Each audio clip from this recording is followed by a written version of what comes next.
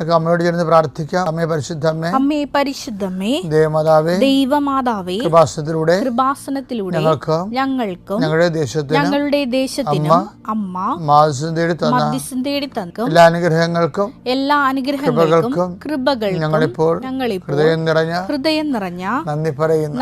അമ്മേ പരിശുദ്ധമ്മേ, ദൈവമാതാവേ, 2004 ഡിസംബർ 7 തീയതി ഉച്ചകഴിഞ്ഞ് 2:30 കൃപാസനത്തിൽ സംഭവിച്ച അമ്മയുടെ പ്രത്യക്ഷപ്പെടലിനെ കുറിച്ച് തിരുസഭയ്ക്ക് സമർപ്പിച്ചിരിക്കുന്ന പഠനരേഖകളുടെ മേൽ സഭാത്മകമായ പഠനം ആരംഭിക്കുവാൻ ഞങ്ങൾ പ്രാർത്ഥിക്കുന്നു. അമ്മേ പരിശുദ്ധമ്മേ, ഭൂസ്വർലോകങ്ങളുടെ രാജ്ഞിയായ അങ്ങേയ്ക്ക് ഭൗമസംരക്ഷണത്തിനായി പ്രപഞ്ചപ്രകൃതിയെ തന്നെ തിരുസഭ പ്രതിഷ്ഠിക്കുവാൻ ഈ പ്രത്യക്ഷീകരണം വഴി ഇടയാക്കണമേ. പരിശുദ്ധമ്മേ, ജപമാല മാതാവേ, സകല കൃപാസനം പ്രാർത്ഥനകളോടും ചേർത്ത് ഞങ്ങളിപ്പോൾ പ്രാർത്ഥിക്കുന്ന ഈ കുടുംബത്തിന്റെ പ്രത്യേക നിയോഗം. മക്കളെ,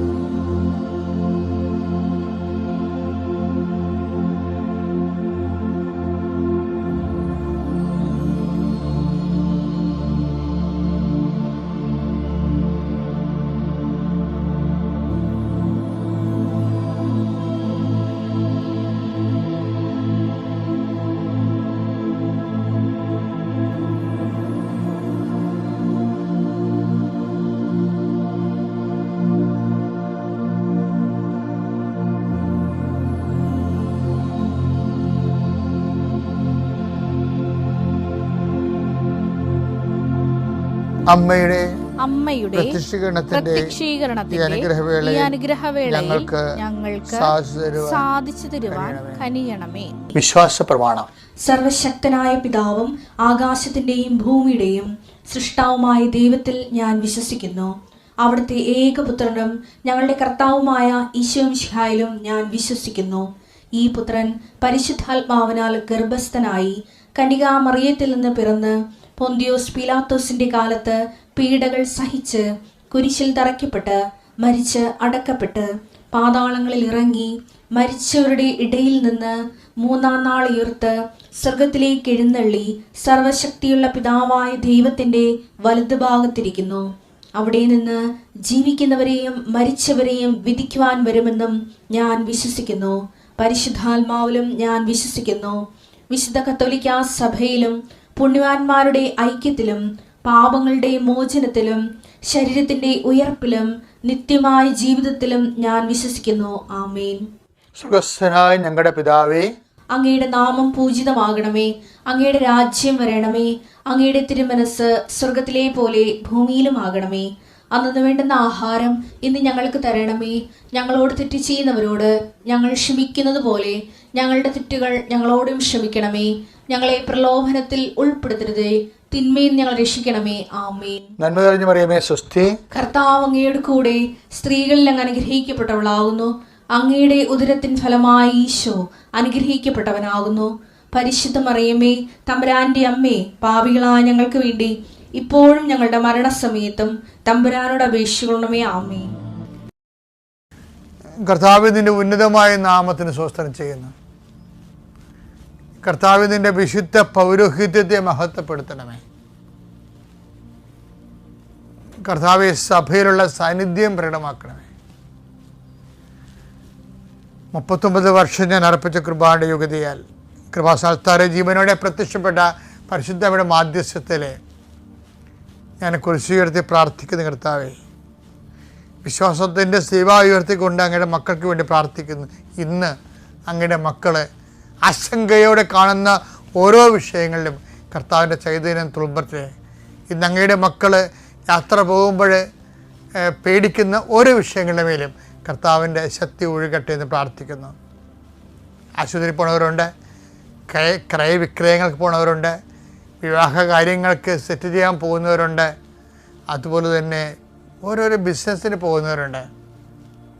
കർത്താവ് അങ്ങനെയുള്ള എല്ലാ പ്രവർത്തനങ്ങളും കർത്താവിനാൽ നയിക്കപ്പെടാൻ വേണ്ടി ആത്മാർത്ഥമായി പ്രാർത്ഥിക്കുന്ന കർത്താവേ, എൻ്റെ കർത്താവിന് ഉന്നതമായ നാമത്തിൽ സഭയുടെ അധികാരത്തിൽ വീണ്ടും നീ ഇന്ന് രാത്രി വിശ്രമിക്കാൻ തിരിച്ചു വരുന്നവരെ കർത്താവിൻ്റെ ചൈതന്യം നിന്നെ ആവസിക്കട്ടെ, നിന്നെ സംരക്ഷിക്കട്ടെ. അമ്മ പരിശുദ്ധമ്മ ദേവമാതാവ് തൻ്റെ നീലമേലങ്കിയാൽ നിന്നെ പൊതിഞ്ഞ് സൂക്ഷിക്കട്ടെ. ഈ ദിവസങ്ങളിൽ പള്ളികളിൽ വായിച്ച സുവിശേഷം എനിക്ക് വേറിട്ട ഒരു ചിന്തയാണ് തന്നത്. അതായത് ദൈവം ഈ നമുക്ക് എല്ലാവർക്കും തിരിച്ചറിയൽ കാർഡുണ്ടല്ലോ. അപ്പോൾ ദൈവം തിരിച്ചറിയൽ കാർഡ് കൊണ്ട് ഉദ്ദേശിക്കുന്നത് 3 തരം തിരിച്ചറിയൽ കാർഡാണത് ഉള്ളത്. എന്നിട്ട് ഈശോ പറഞ്ഞത് ഫലത്തിൽ നിന്ന് വൃക്ഷത്തെ തിരിച്ചറിയാം. മത്തായി 12:33. ഒന്നുകിൽ വൃക്ഷം നല്ലത്, ഒന്നുകിൽ വൃക്ഷം നല്ലത്, ഫലവും നല്ലത്, ഫലവും നല്ലത്, അല്ലെങ്കിൽ വൃക്ഷം ചീത്ത, വൃക്ഷം ചീത്ത, ഫലവും ചീത്ത. ഫലവും ചീത്ത. എന്നാൽ ഫലത്തിൽ നിന്നാണ് വൃക്ഷത്തെ മനസ്സിലാക്കുന്നത്. വൃക്ഷത്തെ മനസ്സിലാക്കുന്നത്. ലൂക്കാ 6:44 ഇതിന്റെ ഒരു വിശദാംശങ്ങളുണ്ട്. പറഞ്ഞ വായിച്ച ഓരോ വൃക്ഷവും ഫലം കൊണ്ട് തിരിച്ചറിയപ്പെടുന്നു. ഫലം കൊണ്ട് തിരിച്ചറിയപ്പെടുന്നു. മുൾച്ചെടിയിൽ നിന്ന് അത്തിപ്പഴമോ ഞെരിഞ്ഞിലിൽ നിന്ന് മുന്തിരിപ്പഴമോ ലഭിക്കുന്നില്ലല്ലോ. ഇവിടെ ഒരു കൺഫ്യൂഷൻ വരുന്നുണ്ട്. ആൾക്കാരുടെ സ്വഭാവത്തിൽ മിക്സഡ്. ചില കാര്യത്തിൽ നല്ലതായിരിക്കും, ചില കാര്യത്തിൽ മോശമായിരിക്കും. ഇപ്പം ചില ആൾക്കാർ നമ്മൾ ഇൻട്രൊഡ്യൂസ് പറയുമ്പോൾ നമ്മൾ പറയും നല്ല പൊതുദയുള്ള ആളാണ്, വിനയമുള്ള ആളാണെന്നൊക്കെ പറയും, നമുക്ക് കൊണ്ടു നടക്കാമെന്നൊക്കെ പറയും. പക്ഷെ വേറൊരാൾ പറയും അവനെ അടുപ്പിക്കാൻ കൊള്ളാതെന്ന് പറയും. അപ്പോൾ നമ്മളിപ്പോൾ പ്രായോഗിക ജീവിതത്തിൽ എന്താ കാണുന്നത്? ഒരു വൃക്ഷത്തിൽ തന്നെ പലതരം പഴങ്ങളാണ്. വിഷപ്പഴങ്ങളും ഉണ്ട്, വിശപ്പിന് പറ്റിയ പഴങ്ങളും ഉണ്ട്. പക്ഷെ ഒരു കുഴപ്പമെന്ന് വെച്ച് കഴിഞ്ഞാൽ സുവിശേഷത്തിൻ്റെ ഒരു നിലപാടെന്ന് വെച്ചാൽ ഇങ്ങനെയുള്ള അഡ്ജസ്റ്റ്മെൻറ്റ്, പകുതി കൊള്ളാം പകുതി കൊള്ളത്തില്ല, അങ്ങനെ ഒരു സാധനം സുവിശേഷം അഡ്മിറ്റ് ചെയ്യണില്ല. നമ്മുടെ എല്ലാവരുടെയും ഒരു തെറ്റിദ്ധാരണ ഇതാണ്. അതുകൊണ്ടാണ് നിങ്ങളുടെ സംസാരം ഒന്നെങ്കിൽ യേസ് ആയിരിക്കണം അല്ലെങ്കിൽ നോയ് ആയിരിക്കണം എന്ന് ഈശോ പറയും. മത്തായി 5:37 നിങ്ങളുടെ വാക്ക് അതെ അതെ എന്നോ യെസ് അതെ അതെ എന്നോ അല്ല അല്ല എന്നോ ആയിരിക്കട്ടെ. അല്ല എന്നോ ആയിരിക്കട്ടെ. ഇതിനപ്പുറമുള്ളത് ഇതിൻ്റെ വെളിയിലുള്ള സംഭവങ്ങൾ ദുഷ്ടനിൽ നിന്ന് വരുന്നു. അപ്പോൾ അതായത് പാതി നന്മയും പാതി തിന്മയും അങ്ങനെ ഒരു അഡ്ജസ്റ്റ്മെൻറ്റ് സത്യസുവിശേഷവും സത്യദൈവവും ഉൾക്കൊള്ളുന്നില്ല. പുത്രൻ്റെയും പരിശുദ്ധാത്മാവിൻ്റെയും നാമത്തിൽ ആമേൻ. പരിശുദ്ധ ദൈവമാതാവിൻ്റെ കരം പിടിച്ച് ദൈവപിതാവിനെ മുഖാഭിമുഖം കാണുവാൻ ഈ ഭൂമിയിലായിരുന്നു കൊണ്ട് മരിയൻ ഉടമ്പടി എടുത്തുകൊണ്ട് കൂടുതൽ വിശ്വസ്തയോടെ തീക്ഷ്ണതയോടെ ഉടമ്പടി നിബന്ധനകൾ പാലിച്ച് മുന്നേറാൻ ഉതകുന്ന ലിവിംഗ് ഒറക്കിൾസ് ജീവവചസ്സുകൾ എന്ന വലിയ ശുശ്രൂഷയുടെ 20ാമത്തെ എപ്പിസോഡിലേക്ക് എല്ലാവരെയും സ്നേഹപൂർവ്വം സ്വാഗതം ചെയ്യുന്നു. ഇന്ന് നമ്മൾ സാക്ഷ്യ വചന വിശകലനത്തിനായി എടുത്തിരിക്കുന്നത് അർത്തുങ്കലിൽ നിന്നുള്ള മറിയാമ്മ സെബാസ്റ്റ്യൻ എന്ന മകളുടെ സാക്ഷ്യമാണ്. എൻ്റെ പേര് മറിയാമ്മ സെബാസ്റ്റ്യൻ. ഇത് എൻ്റെ അമ്മച്ചിയാണ്, ത്രേസ്യാമ്മ വർഗീസ്. ഞങ്ങൾ അർത്തുങ്കൽ ബസിലിക്ക ഇടവാംഗങ്ങളാണ്. ഈ സാക്ഷ്യത്തിന് പ്രധാനമായിട്ട് 3 ഭാഗങ്ങളാണുള്ളത്. ഒന്നാമതായിട്ട് ഈ മകള് സാക്ഷ്യം ആരംഭിക്കുന്നത് ഇപ്രകാരമാണ്. എൻ്റെ അമ്മച്ചി കഴിഞ്ഞ വർഷം ജൂലൈയിൽ ഒന്ന് വീണതിൻ്റെ ഫലമായിട്ട് നട്ടെല്ല് പൊട്ടുകയുണ്ടായി. ഞങ്ങൾ 10-75 ദിവസം 2-3 ആശുപത്രിയിലായി അഡ്മിറ്റായിരുന്നു. അമ്മച്ചി ഫുൾ ബെഡിലായി പോയായിരുന്നു. മലവും മൂത്രവും എല്ലാം ബെഡിലായിരുന്നു. ഒട്ടും നടക്കാൻ പറ്റാത്ത അവസ്ഥയിലാണ് 10-40 ദിവസം ഞങ്ങൾ വണ്ടാനത്ത് ഓപ്പറേഷനായിട്ട് കിടന്നത്. പിന്നീട് ഡോക്ടർ ഓപ്പറേഷന് നിർദ്ദേശിച്ചു. ഇതിൻ്റെ ഇടയ്ക്കാണ് ഒരു ക്യാൻസർ സംശയവും കൂടി ഡോക്ടേഴ്സ് പറയുന്നത്. അതുകൂടാതെ MRI സ്കാൻ റിപ്പോർട്ട് കണ്ടപ്പോൾ സ്കാനിൻ്റെ റിപ്പോർട്ടിൽ അത് ക്യാൻസർ ആകാൻ നല്ല സാധ്യതയുണ്ടെന്ന് കൂടി ഇതിൻ്റെ കൂടെ പറഞ്ഞപ്പോൾ ഞങ്ങൾ ആകെ വിഷമിച്ചു പോയി. ഈ മകള് ബഹുമാനപ്പെട്ട വി.പി. ജോസഫ് അച്ഛൻ നയിക്കുന്ന മരിയൻ ഉടമ്പടി ആരാധന ഈ അമ്മയ്ക്ക് മൊബൈലിൽ വെച്ചു കൊടുത്തും ഒപ്പം തന്നെ കൃപാസനത്തിലെ മരിയൻ ഉടമ്പടി നേർച്ച വസ്തുക്കളും ഉപയോഗിച്ചുകൊണ്ടും വീണ് കിടപ്പിലാകും, അതായത് ഈ നട്ടൽ തകർന്നിരിക്കുന്നതുകൊണ്ട് തന്നെ ഇനി എഴുന്നേക്കാൻ സാധ്യതയില്ല എന്ന് പറഞ്ഞൊരു വിഷയത്തിൽ നിന്ന് ഓപ്പറേഷനിലൂടെ ഈ അമ്മയ്ക്ക് പൂർണ്ണ സൗഖ്യം കിട്ടും. നമ്മുടെ ഒരു സാക്ഷ്യ വിശകലനത്തിൻ്റെ ഭാഗം ഇതല്ല. അപ്പോൾ ഈ ഒരു സാക്ഷ്യം പറഞ്ഞുകൊണ്ടാണ് ഈ മകള് സാക്ഷ്യം ആരംഭിക്കുന്നത്. രണ്ടാമത്തെ ഭാഗത്തിൽ ഈ സാക്ഷ്യം പങ്കുവയ്ക്കുന്ന ഈ മകൾ, അതായത് മറിയാമ്മ സെബാസ്റ്റ്യൻ എന്ന മകൾക്ക് ഒരു വലിയ ആക്സിഡൻറ്റ് സംഭവിക്കുകയാണ്. അമ്മച്ചിയുടെ ഓപ്പറേഷൻ കഴിഞ്ഞ് കൃത്യം 3 മാസമായപ്പോൾ എനിക്ക് ഒരു ആക്സിഡൻ്റ് ഉണ്ടായി. ആക്സിഡൻറ്റിൽ CT സ്കാൻ ചെയ്ത് കഴിഞ്ഞപ്പോഴത്തേക്ക് എൻ്റെ 5ാമത്തെ വാരിയലിന് പൊട്ടലുണ്ട്. അങ്ങനെ 5ാമത്തെ വാരിയല് തകർന്നു പോകുന്ന ഒരു വലിയൊരു ആക്സിഡൻറ്റ്. ഈ ഒരു ആക്സിഡൻറ്റിനെ തുടർന്ന് ഈ മകളെ ആശുപത്രിയിൽ പ്രവേശിപ്പിച്ചു. അപ്പോൾ ഡോക്ടേഴ്സ് ഉറപ്പായിട്ടും പറഞ്ഞു, നിങ്ങൾ ആശുപത്രിയിൽ അഡ്മിറ്റ് ആകണം, ഇത് ഒരു സീരിയസ് വിഷയമാണ്, ഡിസ്ചാർജ് ചെയ്ത് വീട്ടിൽ പോയി റെസ്റ്റ് എടുത്താൽ പറ്റില്ല, എന്തെങ്കിലും കോംപ്ലിക്കേഷൻസ് വന്നാൽ ഇത് ആശുപത്രിയിൽ കിടക്കുന്നത് തന്നെയാണ് നല്ലതെന്ന് പറഞ്ഞു. അപ്പോൾ ഈ മകള് അപ്പോൾ തീരുമാനമെടുത്ത പ്രകാരമാണ്. പക്ഷേ എനിക്ക് ആശുപത്രിയിൽ അഡ്മിറ്റ് ആകാൻ ഒട്ടും താല്പര്യമില്ലായിരുന്നു. എങ്കിൽ പോലും മരിയൻ ഉടമ്പടി എടുത്ത് പ്രാർത്ഥിക്കുന്ന ഒരു വ്യക്തി എന്നോട് പറഞ്ഞാൽ ഞാനിത് അനുസരിക്കും. ഈ ഡോക്ടർ പറയുന്നത് ദൈവിക തീരുമാനമാണെന്ന് ഞാൻ മനസ്സിലാക്കും. അങ്ങനെയാണ് ഈ മകള് ലിഫ്റ്റിൽ കയറുന്നു. ലിഫ്റ്റിൽ കയറിയപ്പോൾ ഒരു 12 പേരോളം ആ ലിഫ്റ്റിൽ ഉണ്ടായിരുന്നു എന്ന് പറഞ്ഞു. അതിൽ ഒരു സഹോദരി മരിയൻ ഉടമ്പടി എടുത്തതായിരുന്നു. അപ്പോൾ ഈ അമ്മ, അതായത് ഈ മറിയാമ്മയുടെ അമ്മ ഈ മകളെ നിരന്തരമായി കുറ്റപ്പെടുത്തിക്കൊണ്ടിരിക്കുകയാണ്. ഡോക്ടർ പറഞ്ഞിട്ടും നീ എന്ത് കണ്ടുകൊണ്ടാണ് നീ വീട്ടിൽ പോകുന്നത്, എന്തെങ്കിലും സംഭവിച്ചാൽ ആരും ഉത്തരം പറയും എന്നുള്ള രീതിയിൽ ഈ മകളെ കുറ്റപ്പെടുത്തി അമ്മ സംസാരിച്ചുകൊണ്ടിരിക്കുന്ന സമയത്ത് ഈ മരിയൻ ഉടമ്പടി എടുത്ത ഒരു വ്യക്തി, ഞാൻ നേരത്തെ പറഞ്ഞ പോലെ ലിഫ്റ്റിലുണ്ടായിരുന്ന വ്യക്തി ചോദിച്ചു എന്താണ് വിഷയം. അപ്പോൾ ഈ വിഷയം ഇങ്ങനെ പറയുന്നു, വാരിയൽ 5ാമത്തെ വാരിയൽ പൊട്ടിയിരിക്കുവാണ്. ഈ മകളോട് ഇങ്ങനെ ഡോക്ടർ ആശുപത്രിയിൽ അഡ്മിറ്റ് ആവാൻ പറഞ്ഞിട്ടും ഇവള് വീട്ടിൽ പോവുകയാണെന്നാണ് പറഞ്ഞത്. അപ്പോൾ ഈ അമ്മ, ഈ മരിയൻ ഉടമ്പടി എടുത്ത സഹോദരി പറയുന്നു. അപ്പോൾ വളരെ അധികാരമുള്ള ഒരു സ്വരത്തിൽ എന്നെ അവർ വഴക്കിട്ടു. നീ ഇവിടെ ഡോക്ടർ പറയാതെ കേൾക്കാതെ വീട്ടിൽ പോയിട്ട് നിനക്ക് എന്തെങ്കിലും വന്നു കഴിഞ്ഞാൽ ആശുപത്രിയിൽ വന്നാൽ നിന്നെ അവർ സ്വീകരിക്കുമോ, അതുകൊണ്ട് വേഗം പോയി ബുക്ക് എടുത്ത് അഡ്മിറ്റ് ആകാൻ പറഞ്ഞു. വീണ്ടും ഇവർ തിരിച്ചിറങ്ങി അവിടെ കസേരയിലിരിക്കുന്ന സമയത്ത് ഈ സ്ത്രീ വീണ്ടും പാസ് ചെയ്തു പോവുകയാണ്. ഈ സഹോദരി പറഞ്ഞ കാര്യം വീണ്ടും ആവർത്തിക്കുന്നു, നിങ്ങൾ ആശുപത്രിയിൽ അഡ്മിറ്റ് ആവണം. അപ്പോൾ ഈ മറിയാമ്മ എന്ന സഹോദരി ഈ പറഞ്ഞ അമ്മയോട് ചോദിക്കും, ചേച്ചി ഒന്നിങ്ങോട്ട് വന്നേ, ചേച്ചി ഉടമ്പടി എടുത്തതാണെന്ന് ചോദിച്ചു. അപ്പോൾ അവര് സാരിയുടെ ഇടയിൽ നിന്ന് ഉടമ്പടി കാശിരും ഉയർത്തി പിടിച്ച് കാണിച്ചുകൊണ്ട് പറയും, അമ്മ മാതാവാണ് എന്നെ നയിക്കുന്നത്, ഞാൻ മരിയൻ ഉടമ്പടി എടുത്ത ആളാണ്. അപ്പോൾ ഇതൊരു ചോദ്യം ഉത്തരം ഉള്ള ഒരു മരിയൻ സാന്നിധ്യത്തിന്റെ ഒരു വലിയ അടയാളമാണ്. തുടർന്ന് സംഭവിക്കുന്നത് പ്രകാരമാണ്. ഇങ്ങനെ ആശുപത്രിയിൽ കിടക്കുന്ന സമയത്ത് ഈ മകൾക്ക് യൂറിൻ പാസ് ചെയ്യാൻ ബുദ്ധിമുട്ട് വരുന്നു. അതുപോലെ തന്നെ ഭക്ഷണം, 1 സ്പൂൺ കഞ്ഞി ഇറക്കിയാൽ പോലും തൊണ്ടയിൽ ഇങ്ങനെ തിങ്ങി നിൽക്കുന്ന ഒരു അവസ്ഥയുണ്ട്. അപ്പോൾ ഈ മകൾ ഒരു തീരുമാനമെടുക്കുകയാണ്. ഞാൻ പെട്ടെന്ന് തന്നെ ഫോൺ എടുത്തിട്ട് കൃപാസനം ഹീലിംഗ് പ്രയർ എന്ന് ഫോണിൽ അടിച്ചു കൊടുത്തു.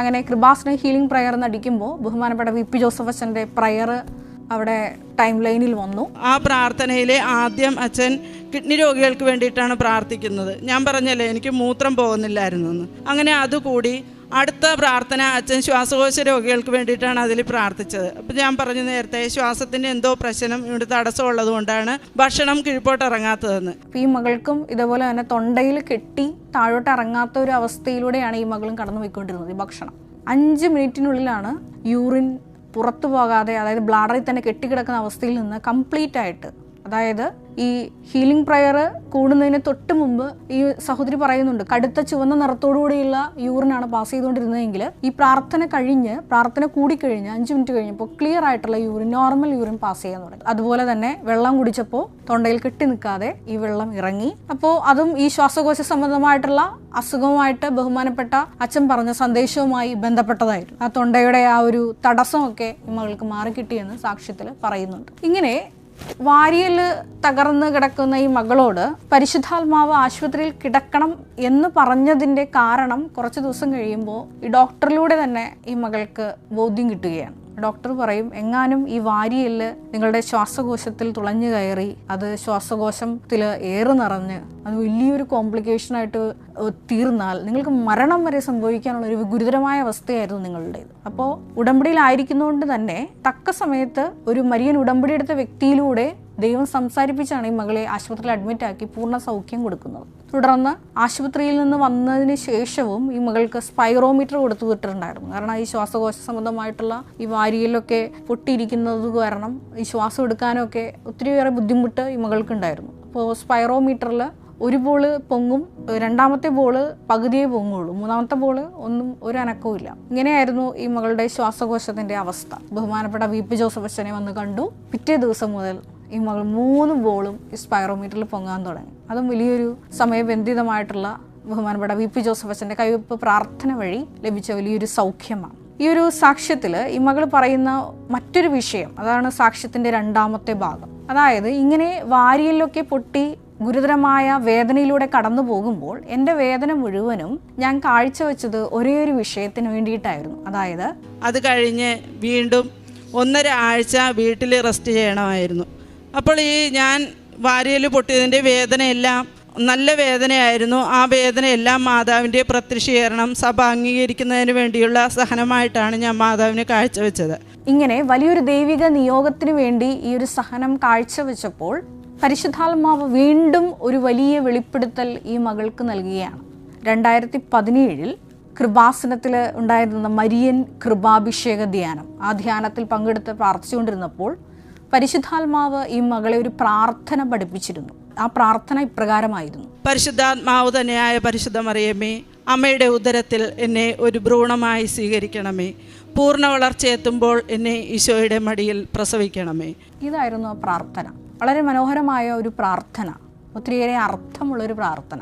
പക്ഷേ ഈ പ്രാർത്ഥന അന്ന് കൃപാസനം മരിയൻ കൃപാഭിഷേക ധ്യാനത്തിൽ പങ്കെടുത്ത് പ്രാർത്ഥിച്ചപ്പോൾ നൽകിയൊരു പ്രാർത്ഥനയുടെ ആന്തരിക അർത്ഥം ഈ മകൾക്ക് ദൈവപിതാവ് പഠിപ്പിച്ചു കൊടുക്കുന്നു. ഒരു വലിയ സഹനാവസ്ഥയിലൂടെ കടത്തി വിട്ടുകൊണ്ടാണ്. അത് ഈ മകൾ പറയുന്നുണ്ട്. 2025 ജനുവരി മാസം കൃപാസനം മരിയൻ ഉടമ്പടി ആരാധനയിൽ പങ്കെടുത്ത് പ്രാർത്ഥിച്ചുകൊണ്ടിരിക്കുമ്പോഴാണ് ഈ ഒരു പ്രത്യേക പ്രാർത്ഥനയുടെ അർത്ഥം എനിക്ക് മനസ്സിലായത്. അതായത് മരിയൻ ഉടമ്പടി എടുക്കുന്ന നാം എല്ലാവരും പരിശുദ്ധ അമ്മയുടെ ഉദരത്തിൽ ഭ്രൂണമായി ജനിപ്പിക്കപ്പെടുന്നവരാണ്. അതായത് ആത്മാവിൽ വീണ്ടും ജനിക്കുന്നവരാണ്. ഉടമ്പടിയുടെ ആത്മാവാൽ വീണ്ടും ജനിക്കുന്നവരാണ്.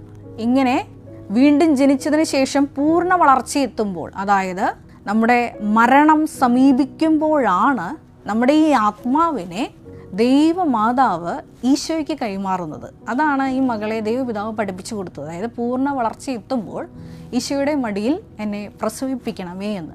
വലിയൊരു പഠിപ്പിക്കലാണ്. സുവിശേഷത്തിൽ നമ്മൾ ഇതുമായി ബന്ധപ്പെട്ട വചനഭാഗം ഉള്ളത് യോഹന്നാൻ്റെ സുവിശേഷം 3-ാം അധ്യായത്തിൽ 3-ാം തിരുവചനത്തിൽ നമ്മൾ ഇപ്രകാരം വായിക്കുന്നുണ്ട്: വീണ്ടും ജനിക്കുന്നില്ലെങ്കിൽ ഒരുവന് ദൈവരാജ്യം കാണാൻ സാധിക്കുകയില്ല എന്ന്. വീണ്ടും വിശുദ്ധ യോഹന്നാൻ്റെ സുവിശേഷം 3-ാം അധ്യായം 5-ാം തിരുവചനത്തിൽ നമ്മൾ ഇപ്രകാരം വായിക്കുന്നുണ്ട്: ജലത്താലും ആത്മാവിനാലും ജനിക്കുന്നില്ലെങ്കിൽ ഒരുവന് ദൈവരാജ്യത്തിൽ പ്രവേശിക്കുക സാധ്യമല്ല എന്ന്. വീണ്ടും വിശുദ്ധ യോഹന്നാൻ്റെ സുവിശേഷം 3-ാം അധ്യായം 6-ാം തിരുവചനത്തിൽ നമ്മൾ വായിക്കുന്നു: മാംസത്തിൽ നിന്ന് ജനിക്കുന്നത് മാംസവും ആത്മാവിൽ നിന്ന് ജനിക്കുന്നത് ആത്മാവും എന്ന്. വീണ്ടും വിശുദ്ധ യോഹന്നാൻ്റെ സുവിശേഷം 1-ാം അധ്യായം 12-ാം തിരുവചനത്തിൽ നമ്മൾ ഇപ്രകാരം വായിക്കുന്നുണ്ട്: തന്നെ സ്വീകരിക്കുന്നവർക്കെല്ലാം, തൻ്റെ നാമത്തിൽ വിശ്വസിക്കുന്നവർക്കെല്ലാം ദൈവമക്കളാകാനുള്ള കഴിവ് അവിടുന്ന് നൽകി. അവർ ജനിച്ചിരിക്കുന്നത് ശാരീരിക അഭിലാഷത്തിൽ നിന്നോ രക്തത്തിൽ നിന്നോ പുരുഷൻ്റെ ഇച്ഛയിൽ നിന്നോ അല്ല, ദൈവത്തിൽ നിന്നത്രേ. അപ്പോൾ ദൈവാത്മാവിനാൽ നിറഞ്ഞ് ജനിക്കുവാനുള്ള, വീണ്ടും ഒരു ജനനത്തിനുള്ള ഒരു സാധ്യതയാണ് മരിയൻ ഉടമ്പടി എന്നാണ് ഈ മകൾക്ക്, മറിയാമ്മ എന്ന മകൾക്ക് ദൈവപിതാവ് വെളിപ്പെടുത്തി കൊടുത്തത്. അതായത് പരിശുദ്ധ അമ്മയുടെ ഉദരത്തിൽ ഒരു ഭ്രൂണമായി, ഒരു കുഞ്ഞായി ജനിക്കപ്പെടാനുള്ള വലിയൊരു സാധ്യതയാണ് മരിയൻ ഉടമ്പടിക്കുള്ളത് എന്നാണ് ഈ മകൾക്ക് ദൈവപിതാവ് വെളിപ്പെടുത്തി കൊടുക്കുന്നത്. അത് ആത്മാവിലുള്ള പുതിയ ജനനത്തിലേക്കുള്ള വലിയൊരു സൂചനയാണ്. അത് പരിശുദ്ധ അമ്മയിൽ തിളങ്ങി വിളങ്ങിയ ഒരു ആത്മാവുണ്ട്.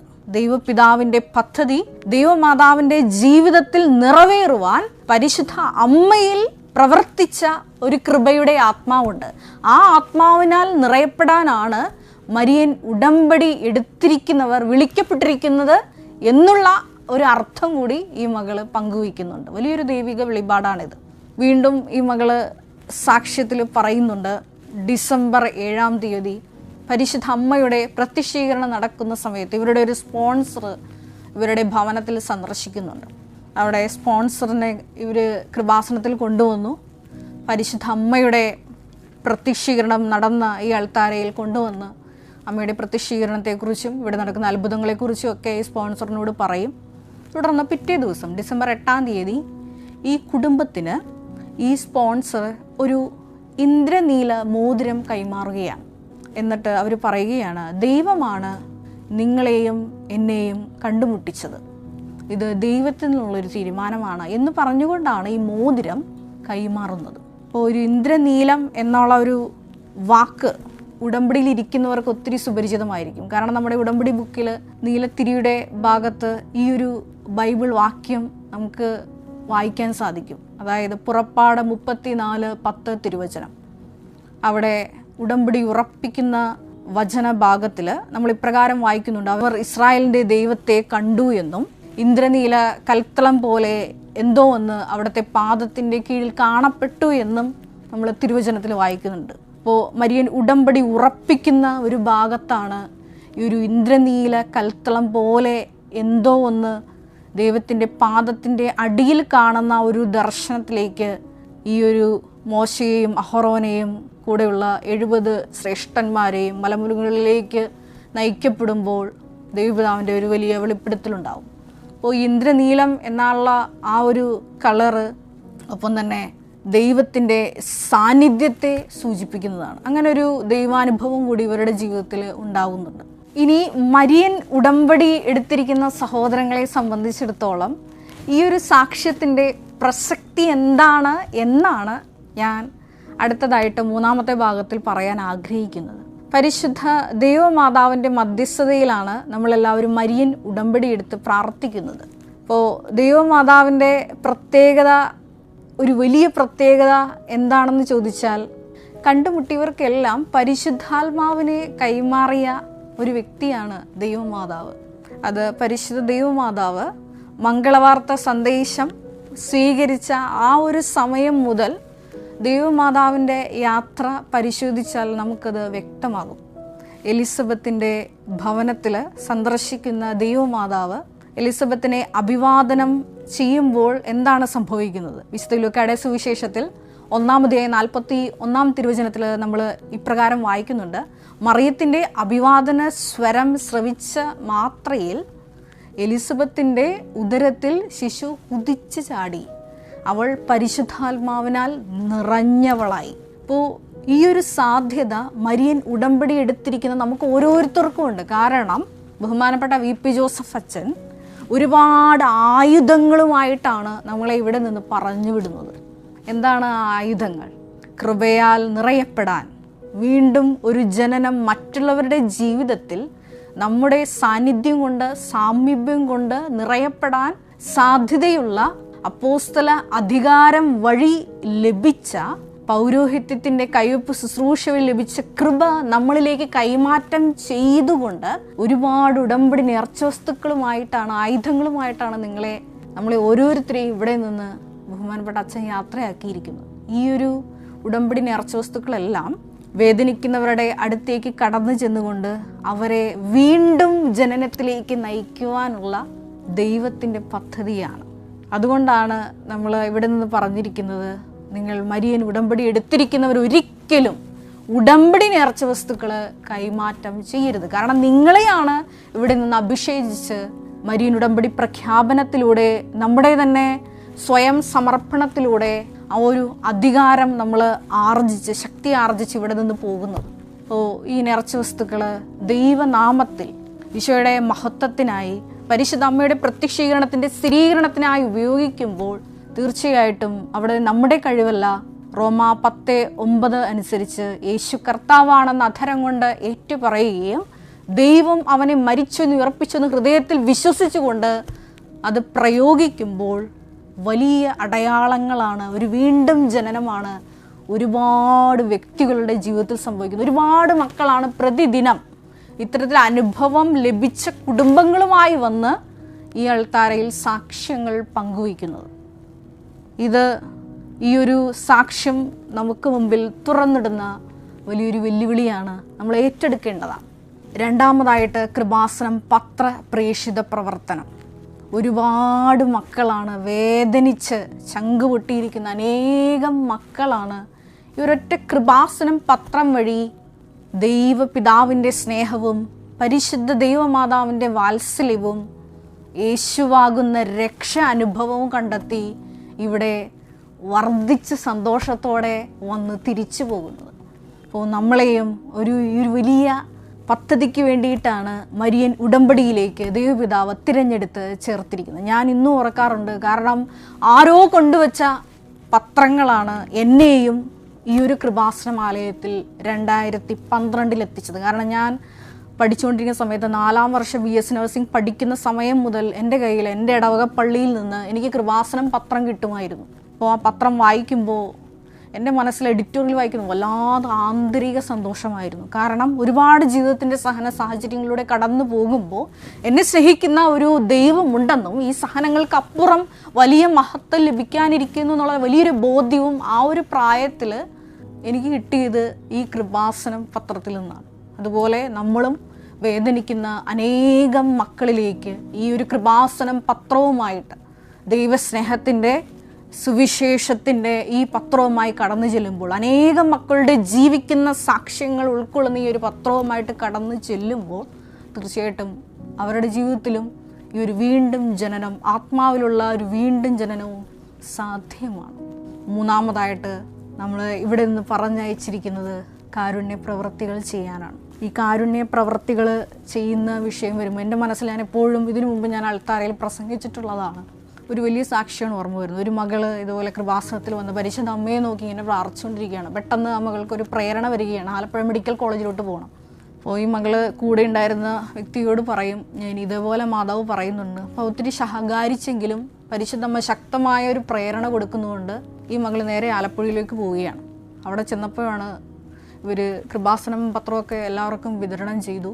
പ്രാർത്ഥനയോടെ പരിശുദ്ധ അമ്മയുടെ പത്രമെല്ലാം വിതരണം ചെയ്തതിന് ശേഷം ഒരു അമ്മയെ കണ്ടുമുട്ടുകയാണ്. ആ അമ്മയുടെ ഭർത്താവ് ആ മെഡിക്കൽ കോളേജിൽ കിടക്കുകയാണ്. അപ്പോൾ ഡോക്ടേഴ്സ് കുറച്ച് മെഡിസിൻ എഴുതി കൊടുത്തിട്ടുണ്ട്. പക്ഷേ ഇത് പുറത്തുപോയി വാങ്ങിച്ചുകൊണ്ട് വരാൻ ഈ അമ്മയുടെ കയ്യിൽ പൈസയൊന്നുമില്ല. അപ്പോൾ ഈ അമ്മ ഉടമ്പടി എടുത്ത ആളായിരുന്നു. അപ്പോൾ മരിയൻ ഉടമ്പടി കാശ് രൂപ ഇങ്ങനെ കയ്യിലിങ്ങനെ പിടിച്ച് വിശ്വാസ പ്രമാണം ചൊല്ലി ചങ്ക് പൊട്ടി പ്രാർത്ഥിച്ചുകൊണ്ടിരിക്കുകയാണ്, ഒരു ദൈവിക ഇടപെടലുണ്ടാകണമേ എന്ന്. പരിശുദ്ധ ദൈവമാതാവ്, ഇവിടെ ജീവനോടെ പ്രത്യക്ഷയായ ദൈവമാതാവ് ഈ സഹോദരിയെ, ദൈവത്തിൻ്റെ പദ്ധതിയോട് സഹകരിക്കുന്ന സഹോദരിയെ അങ്ങോട്ട് പറഞ്ഞു വിട്ടിരിക്കുകയാണ് ആലപ്പുഴ മെഡിക്കൽ കോളേജിലോട്ട്. നീ അവിടെ ചെല്ലണം, എൻ്റെ മകൾ അവിടെ കാത്തിരിക്കുന്നുണ്ട്. ആ മകൾക്ക് വേണ്ടതെല്ലാം, ആ അമ്മയ്ക്ക് വേണ്ടതെല്ലാം ചെയ്തുകൊണ്ടാണ് ഈ മകൾ തിരിച്ചു പോരുന്നത്. നമ്മൾ അപ്പോസ്തല പ്രവർത്തനങ്ങളിൽ, നമ്മുടെ അപ്പോസ്തലന്മാരുടെ സുവിശേഷ മുന്നേറ്റങ്ങളിലെല്ലാം, സുവിശേഷ പ്രവർത്തനങ്ങളിലെല്ലാം ഈ ആത്മാവിൻ്റെ വലിയ ഇടപെടൽ നമ്മൾ വായിക്കുന്നുണ്ട്. വേറെ പ്രത്യേകമായിട്ട് എൻ്റെ മനസ്സിലോട്ട് ഓർമ്മ വരുന്നത് അപ്പോസ്തല പ്രവർത്തനങ്ങൾ 16-ാം അധ്യായം ആണ്. അവിടെ ത്രോവാസിലെ ദർശനം എന്ന് പറഞ്ഞ് ആരംഭിക്കുന്ന ഭാഗത്തിൽ പൗലോസ് അപ്പോസ്തലനും തിമോത്തിയോസും ഏഷ്യയിലേക്ക് പോകാൻ ഭാവിക്കുമ്പോൾ പരിശുദ്ധാത്മാവ് അവരെ അവിടെ നിന്ന് പിന്തിരിപ്പിക്കുന്നുണ്ട്. വീണ്ടും അവർ ബിഥീനിയയിലേക്ക് പോകാൻ നേരത്ത് അവിടെയും പരിശുദ്ധാത്മാവ് അവരെ പിന്തിരിപ്പിക്കുന്നുണ്ട്. വീണ്ടും ഈ ത്രോവാസിൽ വെച്ച് പൗലോസ് അപ്പോസ്തലന് ഒരു ദർശനം ഉണ്ടാവുകയാണ്, ഒരു മെക്കദോനിയക്കാരൻ്റെ ദർശനം. ദർശനത്തിൽ മെക്കദോനിയക്കാരനായ ഒരുവൻ പൗലോസിനോട് പറയുകയാണ്, ഞങ്ങളെ ഇവിടെ വന്ന് സഹായിക്കുക എന്ന്.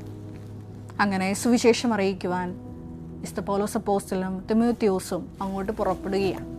മരിയൻ ഉടമ്പടിയിലായിരിക്കുന്ന നമ്മളുടെ ഓരോരുത്തരുടെയും നടപടികൾ ഇപ്രകാരം ആത്മാവിൽ പ്രേരിപ്പിക്കപ്പെട്ടാണ് നമ്മൾ ഓരോരോ നിബന്ധനകളും, മരിയൻ ഉടമ്പടി നിബന്ധനകൾ ചെയ്യേണ്ടത്. അതാണ് ഞാൻ ഈ പറഞ്ഞതിലൂടെ അർത്ഥമാക്കിയത്. ഒരു നിമിഷം നമുക്ക് കണ്ണുകളടയ്ക്കാം. നമ്മളെ ദൈവപിതാവ് വലിയൊരു പദ്ധതിയിലേക്കാണ് വിളിച്ചിരിക്കുന്നതെന്നുള്ളൊരു അവബോധത്തിൽ നമുക്ക് ആദ്യം തന്നെ ആയിരിക്കാം. ഈ എടുത്തിരിക്കുന്ന മരിയൻ ഉടമ്പടിയിലൂടെ അനേകം പേരിൽ ഈശോയെ, ഈ മരിയൻ ഉടമ്പടിയിലൂടെ ഈ മറിയാമ്മ സെബാസ്റ്റ്യന് ലഭിച്ച വെളിപാടിലൂടെ നീ പറഞ്ഞതനുസരിച്ച് പരിശുദ്ധ അമ്മയുടെ ഉദരത്തിൽ ഞങ്ങളെയും ഒരു ഭ്രൂണമായി ജനിപ്പിക്കണമേ. അനേകം പേരിലേക്ക് ക്രിസ്തു കൈമാറ്റം ചെയ്യുവാൻ തക്ക വിധത്തിലുള്ള ഒരു പുതിയ ജനനം, ആത്മാവിലുള്ള ഒരു പുതിയ ജനനം നൽകി ഈ ഒരു ഉടമ്പടി ശുശ്രൂഷയിലൂടെ ഏറെ പ്രത്യേകമായിട്ട് ഈ ലിവിങ് ഓറക്കിൾസ് എന്ന ഈ പ്രത്യേക എപ്പിസോഡിലൂടെ ഞങ്ങളെ ഓരോരുത്തരെയും പ്രത്യേകമായി നീ തിരഞ്ഞെടുത്തുയർത്തണമേ എന്ന് പ്രാർത്ഥിക്കുന്നു. പരിശുദ്ധ ദേവമാതാവേ, ഞങ്ങളുടെ മിഷനറി യാത്രയിലെല്ലാം സഞ്ചാരി മാതാവിൻ്റെ നിൻ്റെ സാന്നിധ്യം പ്രത്യേകമായിട്ട് ഞങ്ങൾ അനുഭവിച്ചറിഞ്ഞുകൊണ്ട് ആത്മാവിൽ നയിക്കപ്പെട്ടവരായി മാത്രം ജീവിക്കുവാൻ ഞങ്ങളുടെ ഓരോ പദ്ധതികളെയും നീ പൂവണിയിക്കണമേ എന്ന് പ്രാർത്ഥിക്കുന്നു. കർത്താവായ ക്രിസ്തു വഴി ഞങ്ങൾ സമർപ്പിക്കുന്ന പ്രാർത്ഥന കേട്ടുകൊള്ളണമേ. ആമേ. Ave Maria.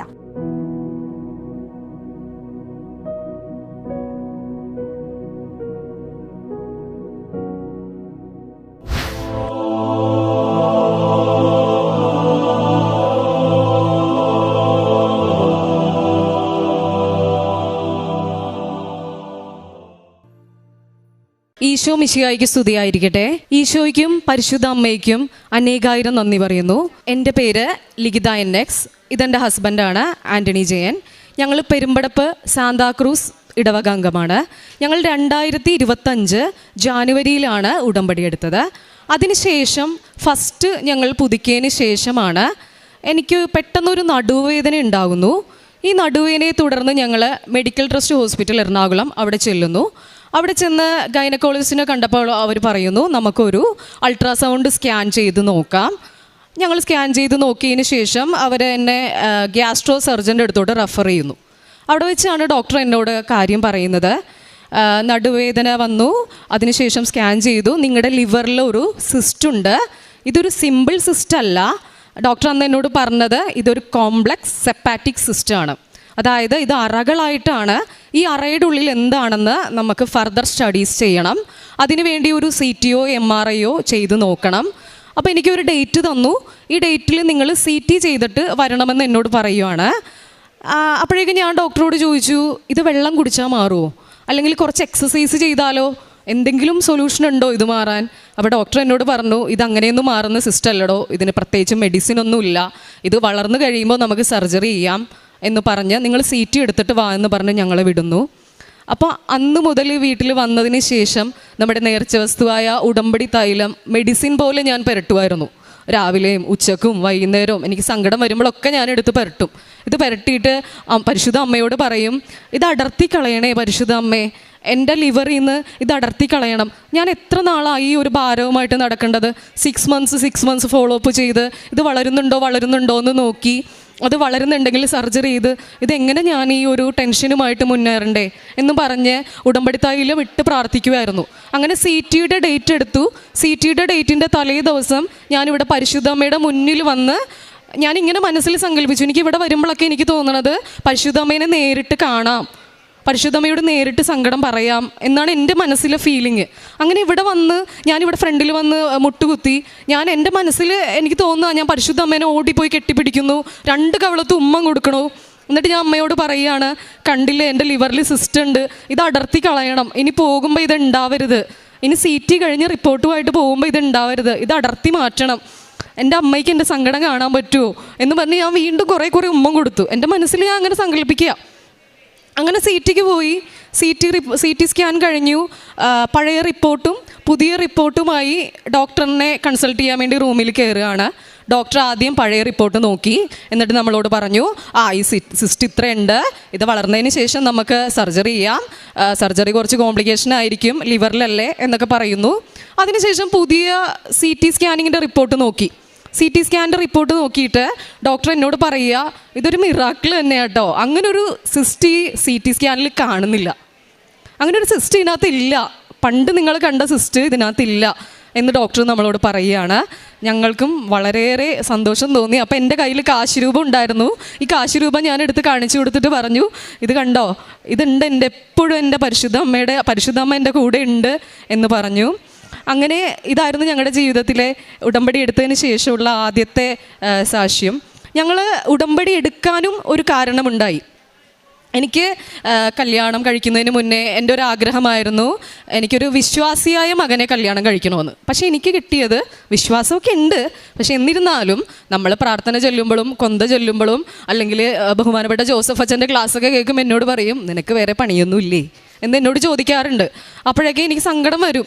മനസ്സിൽ പരിശുദ്ധ അമ്മേനോട് സങ്കടം പറഞ്ഞാലും ഞാനതൊന്നും സ്റ്റോപ്പ് ചെയ്യാറില്ല, വീണ്ടും പ്രാർത്ഥിച്ചുകൊണ്ടിരിക്കും. ഞാൻ പറഞ്ഞില്ല, അമ്മയോട് എപ്പോഴും സങ്കടം പറയും, വിഷമങ്ങൾ പറയും, ആഗ്രഹങ്ങൾ പറയും. അങ്ങനെ ഞാനൊരു ഇൻസ്റ്റിറ്റ്യൂഷൻ നടത്തുകയാണ്, ഒരു ട്യൂഷൻ സെൻ്ററാണ്. അപ്പോൾ എനിക്ക് 6 മണിക്ക് എനിക്ക് ട്യൂഷൻ തുടങ്ങും. +1 +2ൻ്റെ ക്ലാസ്സാണ്. അപ്പോൾ മോർണിംഗ് എണീറ്റ് കിച്ചണിലെ പണികളൊക്കെ തീർത്ത് ആയിട്ടാണ് ഞാൻ 6 മണിക്ക് അവർക്ക് ക്ലാസ് തുടങ്ങുന്നത്. അപ്പോൾ രാവിലെ എണീറ്റു കിച്ചണിൽ കുക്ക് ചെയ്തുകൊണ്ടിരിക്കുകയാണ്. അപ്പോൾ എനിക്കൊരു വിളി കേട്ടു, ലിഖിത ലിഖിത എന്ന് വിളിക്കുന്നത് കേട്ടു. അപ്പം ഞാൻ കരുതി ആരാണ് എന്നെ വെളുപ്പിനെ വിളിക്കുന്നത്, ആരും എണീറ്റിട്ടില്ല, ആ സമയത്ത് ആരും തന്നെ എണീറ്റിട്ടില്ല. പിന്നെ ആരാണ്? അപ്പോഴെൻ്റെ മനസ്സിൽ തോന്നി, ഹസ്ബൻഡാണല്ലോ ആ വിളിച്ചത് എന്ന് കരുതി ഞാൻ ഓടി മേളിൽ കയറി. റൂം തുറന്നപ്പോൾ ഞാൻ കാണുന്നത് ഹസ്ബൻഡ് ചോരയിൽ കുളിച്ച് കിടക്കുന്നതാണ്. എനിക്ക് മനസ്സിലായില്ല ഇതെന്താ പറ്റിയതെന്ന് എനിക്ക് മനസ്സിലാണല്ലോ. അപ്പോൾ ഞാൻ പുള്ളിയോട് ചോദിച്ചു, ഇതെന്താ പറ്റിയത് എന്ന് ചോദിച്ചു കഴിഞ്ഞപ്പോൾ പുള്ളി പറഞ്ഞു, എൻ്റെ ബാലൻസ് പോയതാണ്. ബാലൻസ് പോയി, ഞാൻ എണീറ്റപ്പോഴേക്കും എൻ്റെ ബാലൻസ് പോയി, ഞാൻ വീണു, തല മുഴുവൻ പൊട്ടി ചോര വന്നുകൊണ്ടിരിക്കുകയാണ്. ഞാൻ എങ്ങനെയാണ് ആ മേളിൽ നിന്ന് പരിശുദ്ധ അമ്മേനെ പിടിച്ച് തന്നെ ഞാൻ ആ മേളിൽ നിന്ന് എങ്ങനെ താഴെ ഇറക്കിയെന്ന്, കാരണം ആൾക്ക് ഒരു തരി ബാലൻസ് ഇല്ല. താഴെ ഇറക്കി ഹോസ്പിറ്റലിൽ കൊണ്ടുപോയി സ്റ്റിച്ചിട്ടതിന് ശേഷം ഡോക്ടർ പറഞ്ഞത്, ഇതിന് പ്രത്യേകിച്ച് മെഡിസിൻ ഒന്നും ഇല്ല, ഇയർ ബാലൻസിന് അതങ്ങനെ വരും, ഇതിന് പ്രത്യേകിച്ച് മെഡിസിൻ ഒന്നും തരാനില്ലെന്നാണ് നമ്മളോട് പറഞ്ഞത്. അങ്ങനെ ഒരാഴ്ച ഹസ്ബൻഡിന് ബെഡിൽ നിന്ന് എണീക്കാൻ പറ്റാത്ത അവസ്ഥ, ടോയ്ലറ്റിൽ പോകണമെങ്കിലും ടോയ്ലറ്റിൽ പോകാൻ പറ്റാത്ത അവസ്ഥ. അങ്ങനെയാണ് ഹസ്ബൻഡിൻ്റെ ആൻറ്റിയും അങ്കിളും അവർ ഉടമ്പടി എടുത്തതാണ്. അവർ ഞങ്ങളെ വന്ന് കാണുന്നു, കണ്ടതിന് ശേഷം പറയുന്നു, മക്കളെ നിങ്ങളിങ്ങനെ ജീവിച്ചാൽ പോരാ, നിങ്ങൾ പോയി മാതാവിൻ്റെ അടുത്ത് ഉടമ്പടി എടുക്കണം, അങ്ങനെ ഉടമ്പടി ജീവിതമായിരിക്കണം എന്നൊക്കെ ഞങ്ങളോട് പറഞ്ഞു തരുന്നു. ആൻറ്റി പരിശുദ്ധ അമ്മയുടെ ഉടമ്പടി തൈലം ഹസ്ബൻഡിന് പുരട്ടി കൊടുക്കുന്നു. അതിനുശേഷം ഹസ്ബൻഡ് റിക്കവറായി വരുന്നു. ഫസ്റ്റ് ഞങ്ങൾ ഹസ്ബൻഡ് എണീറ്റതിന് ശേഷം ഇവിടെ വന്ന് ഞങ്ങൾ 2 പേരും കൂടി ഉടമ്പടി എടുത്തു. ഉടമ്പടി എടുത്തതിന് ശേഷം ബഹുമാനപ്പെട്ട ജോസഫ് അച്ഛൻ്റെ ക്ലാസ് ഞങ്ങൾ 2 പേരും കൂടി കേൾക്കാൻ തുടങ്ങി, ഒരുമിച്ച് പ്രാർത്ഥന ചൊല്ലാൻ തുടങ്ങി. പിന്നീടുള്ള ഞങ്ങളുടെ വിശ്വാസം അതുപോലെ പറയാൻ വേണ്ടുമായി. അതിനുശേഷം ഞങ്ങൾ ഓരോ മാസവും ഇവിടെ വരും, എല്ലാ മാസവും വരുമായിരുന്നു, പേപ്പർ വാങ്ങും. വെളുപ്പിനെ തന്നെ ഞങ്ങളൊരു ട്യൂഷൻ കഴിയണ ആ സമയത്ത് വണ്ടിയുമായി ഇറങ്ങി ഞങ്ങൾ 2 പേരും കൂടി പത്രം കൊടുക്കും. ഞങ്ങളുടെ മുന്നിൽ കാണുന്നവരോടൊക്കെ ഞങ്ങൾ പറയും, കൃപാസനത്തിൽ പോകണം, ഉടമ്പടി എടുക്കണം എന്നൊക്കെ ഞങ്ങളുടെ മുന്നിൽ കാണുന്നവരോടൊക്കെ ഞങ്ങൾ പറയാറുണ്ടായിരുന്നു. അങ്ങനെ ഇതുവരെയും ഹസ്ബൻഡിന് അങ്ങനെ ഒരു ഇയർ ബാലൻസിൻ്റെ പ്രോബ്ലം ഉണ്ടായിട്ടില്ല. വണ്ടി ഓടിക്കും, കാർ ഓടിക്കും, ഇതൊന്നും ഓടിക്കാൻ പറ്റില്ലെന്നാണ് പറഞ്ഞത്. ഇപ്പോഴും ജോലിക്ക് പോകുമ്പോൾ പരിശുദ്ധ അമ്മയുടെ ഉടമ്പടി തൈലം പുരട്ടിയാണ് പോണത്. പിന്നീട് ഞങ്ങൾക്കുണ്ടായത് ഒരു വലിയൊരു സാക്ഷ്യം, എനിക്ക് എപ്പോഴും അസിഡിറ്റിയുടെ ബുദ്ധിമുട്ടായിരുന്നു. ഈ അസിഡിറ്റി എന്ന് പറഞ്ഞാൽ വയറിൽ എരിഞ്ഞ് കത്തുന്നത് പോലെയുള്ള അവസ്ഥയാണ്, ബേണിംഗ് ആണ്. അപ്പോൾ അതേ തുടർന്ന് എപ്പോഴും ഇങ്ങനെ എന്ത് ഫുഡ് കഴിച്ചാലും ഇങ്ങനെ ഛർദ്ദിക്കും, അല്ലെങ്കിൽ പുളിച്ചത് കിട്ടി വരും. ഇതായിരുന്നു സിറ്റുവേഷൻ. അപ്പോൾ ഞാൻ നിങ്ങളോട് പറഞ്ഞില്ലേ, എനിക്കിവിടെ വരുമ്പോൾ മാതാവിനെ നേരിട്ട് കാണുന്നൊരു ഫീലിംഗാണ്. എനിക്കിവിടെ വരുമ്പോൾ തോന്നുന്ന പരിശുദ്ധ അമ്മയെ നേരിട്ട് കാണാം. അപ്പോൾ അങ്ങനെ കാണുമ്പോൾ ഞാൻ അവിടെ നിന്ന് ഇവിടെ വന്നു. ആദ്യം ഞാൻ ചെയ്യുന്നത് പരിശുദ്ധ അമ്മയുടെ അങ്ങ് വട്ടം കെട്ടിപ്പിടിച്ചിട്ട് ഉമ്മം കൊടുക്കും. അതാണ് എനിക്ക് എപ്പോഴും, ഇപ്പം എൻ്റെ സങ്കടം വരുമ്പോഴൊക്കെ ഇവിടെ വരും. ഇതാണ് എൻ്റെ എപ്പോഴും ഇത് തന്നെയാണ് ഞാൻ ചെയ്യുന്നത്. അങ്ങനെ അമ്മയോട് ഞാൻ പറയുകയാണ്, എനിക്ക് പറ്റണില്ല, ഈ ഭാരവുമായിട്ട് മുന്നോട്ട് പോകാൻ പറ്റണില്ല. 24 ഹവറിൽ ഉറങ്ങുമ്പോൾ മാത്രമാണ് എനിക്ക് ഈ ബുദ്ധിമുട്ട്, ഈ ബേണിങ് ഇല്ലാതിരിക്കുന്നത്. അല്ലാത്ത സമയങ്ങളിൽ ഫുള്ള് എനിക്കിങ്ങനെ കത്തിക്കൊണ്ടിരിക്കുകയാണ് എൻ്റെ വയറ്. എനിക്ക് പറ്റണില്ല, എനിക്ക് എന്താണെന്ന് മനസ്സിലാക്കി തരണം എന്ന് പറഞ്ഞ് ഞാൻ പോയി. ഒരാഴ്ച കഴിഞ്ഞപ്പോൾ എനിക്കൊരു പനി വന്ന് ഞാൻ മെഡിക്കൽ ട്രസ്റ്റിൽ അഡ്മിറ്റായ സമയത്ത് ഗ്യാസ്ട്രോ സർജൻ വന്നിട്ട് എന്നോട് പറയുന്നു, എന്തായാലും നിങ്ങൾ അഡ്മിറ്റ് ആയതല്ലേ, നമുക്ക് ആ എൻഡോസ്കോപ്പിയൊക്കെ ഒന്ന് ചെയ്ത് നോക്കാമെന്ന് പറഞ്ഞു. എൻഡോസ്കോപ്പി ചെയ്തു, ബയോപ്സിക്ക് എടുത്തു. ബയോപ്സിയുടെയൊക്കെ റിസൾട്ട് വന്നു, ഒരു കുഴപ്പവുമില്ല. പക്ഷേ ഞാൻ ഇവിടെ വന്ന് പരിശുദ്ധ അമ്മയുടെ അടുത്ത് ആ കരഞ്ഞ് പറഞ്ഞ് പോയ അന്ന് മുതൽ എനിക്ക് ആ പ്രയാസം ഇല്ല. കാരണം ഉറങ്ങുമ്പോൾ മാത്രമാണ് എനിക്ക് ആ ബുദ്ധിമുട്ട് ഇല്ലാതിരിക്കുന്നത്. പക്ഷെ അമ്മയുടെ അടുത്ത് വന്ന് പോയതിന് ശേഷം എനിക്ക് ആ പ്രയാസം ഇല്ല. പക്ഷേ എനിക്കൊരു തെളിവ് കൂടി കിട്ടി. കാരണം പരിശുദ്ധ അമ്മ എനിക്കൊരു തെളിവ് കൂടി തന്നു. എന്ത്? ആ എൻഡോസ്കോപ്പി ചെയ്ത് നിനക്കൊന്നുമില്ല എന്നുള്ളൊരു തെളിവ് കൂടി എനിക്ക് തന്നു. എനിക്കറിയില്ല എത്രമാത്രമാണ് മാതാവിൻ്റെ സ്നേഹമെന്ന്. അത്രത്തോളം ഞങ്ങളുടെ ഓരോ കാര്യങ്ങളിലും പരിശുദ്ധ അമ്മ മധ്യസ്ഥയാഴ്ച പ്രാർത്ഥിക്കുന്നുണ്ട്. അതുപോലെ ഉടമ്പടി എടുത്തപ്പോൾ ഞങ്ങൾക്ക് ഒരുപാട് കടബാധ്യതകൾ ഉണ്ടായിരുന്നു. ഈ കടബാധ്യതകളൊക്കെ മാറ്റാനുള്ള സൊല്യൂഷൻസ് നമ്മുടെ മുന്നിലുണ്ട്. പക്ഷെ അതൊക്കെ തെളിയിച്ച് കാണിച്ചു തന്നു. അങ്ങനെ കടബാധ്യതകളിൽ നിന്നൊരു മോചനം ലഭിച്ചു. പിന്നെ എൻ്റെ ആഗ്രഹം പോലെ തന്നെ, എൻ്റെ ഒരു വലിയ ആഗ്രഹമായിരുന്നല്ലോ ഒരു വിശ്വാസീനെ കല്യാണം കഴിക്കണമെന്നുള്ളത്. എൻ്റെ ആഗ്രഹം പോലെ എൻ്റെ ഹസ്ബൻഡും നല്ലൊരു വിശ്വാസിയായി. ഞങ്ങൾ ഒരുമിച്ച് പ്രേക്ഷിത പ്രവർത്തനം ചെയ്യാൻ തുടങ്ങി. അപ്പോൾ ഹസ്ബൻഡ് എന്നെ പറഞ്ഞു, നമ്മുടെ അടുത്തൊരു ഓർഫണേജ് ഉണ്ട്, അപ്പോൾ നമ്മൾ ഇൻസ്റ്റിറ്റ്യൂഷൻ നടത്തുന്നതല്ലേ, അപ്പോൾ അവിടുത്തെ പിള്ളേരെ പോയി നമുക്ക് കുറച്ച് നേരം പഠിപ്പിക്കാം, അവിടെ പോയി കുറച്ച് നേരം ട്യൂഷൻ എടുക്കാം എന്നൊക്കെ പറഞ്ഞ് ഞങ്ങൾ അവിടെ പോയി പിള്ളേരെ പഠിപ്പിക്കാൻ തുടങ്ങി.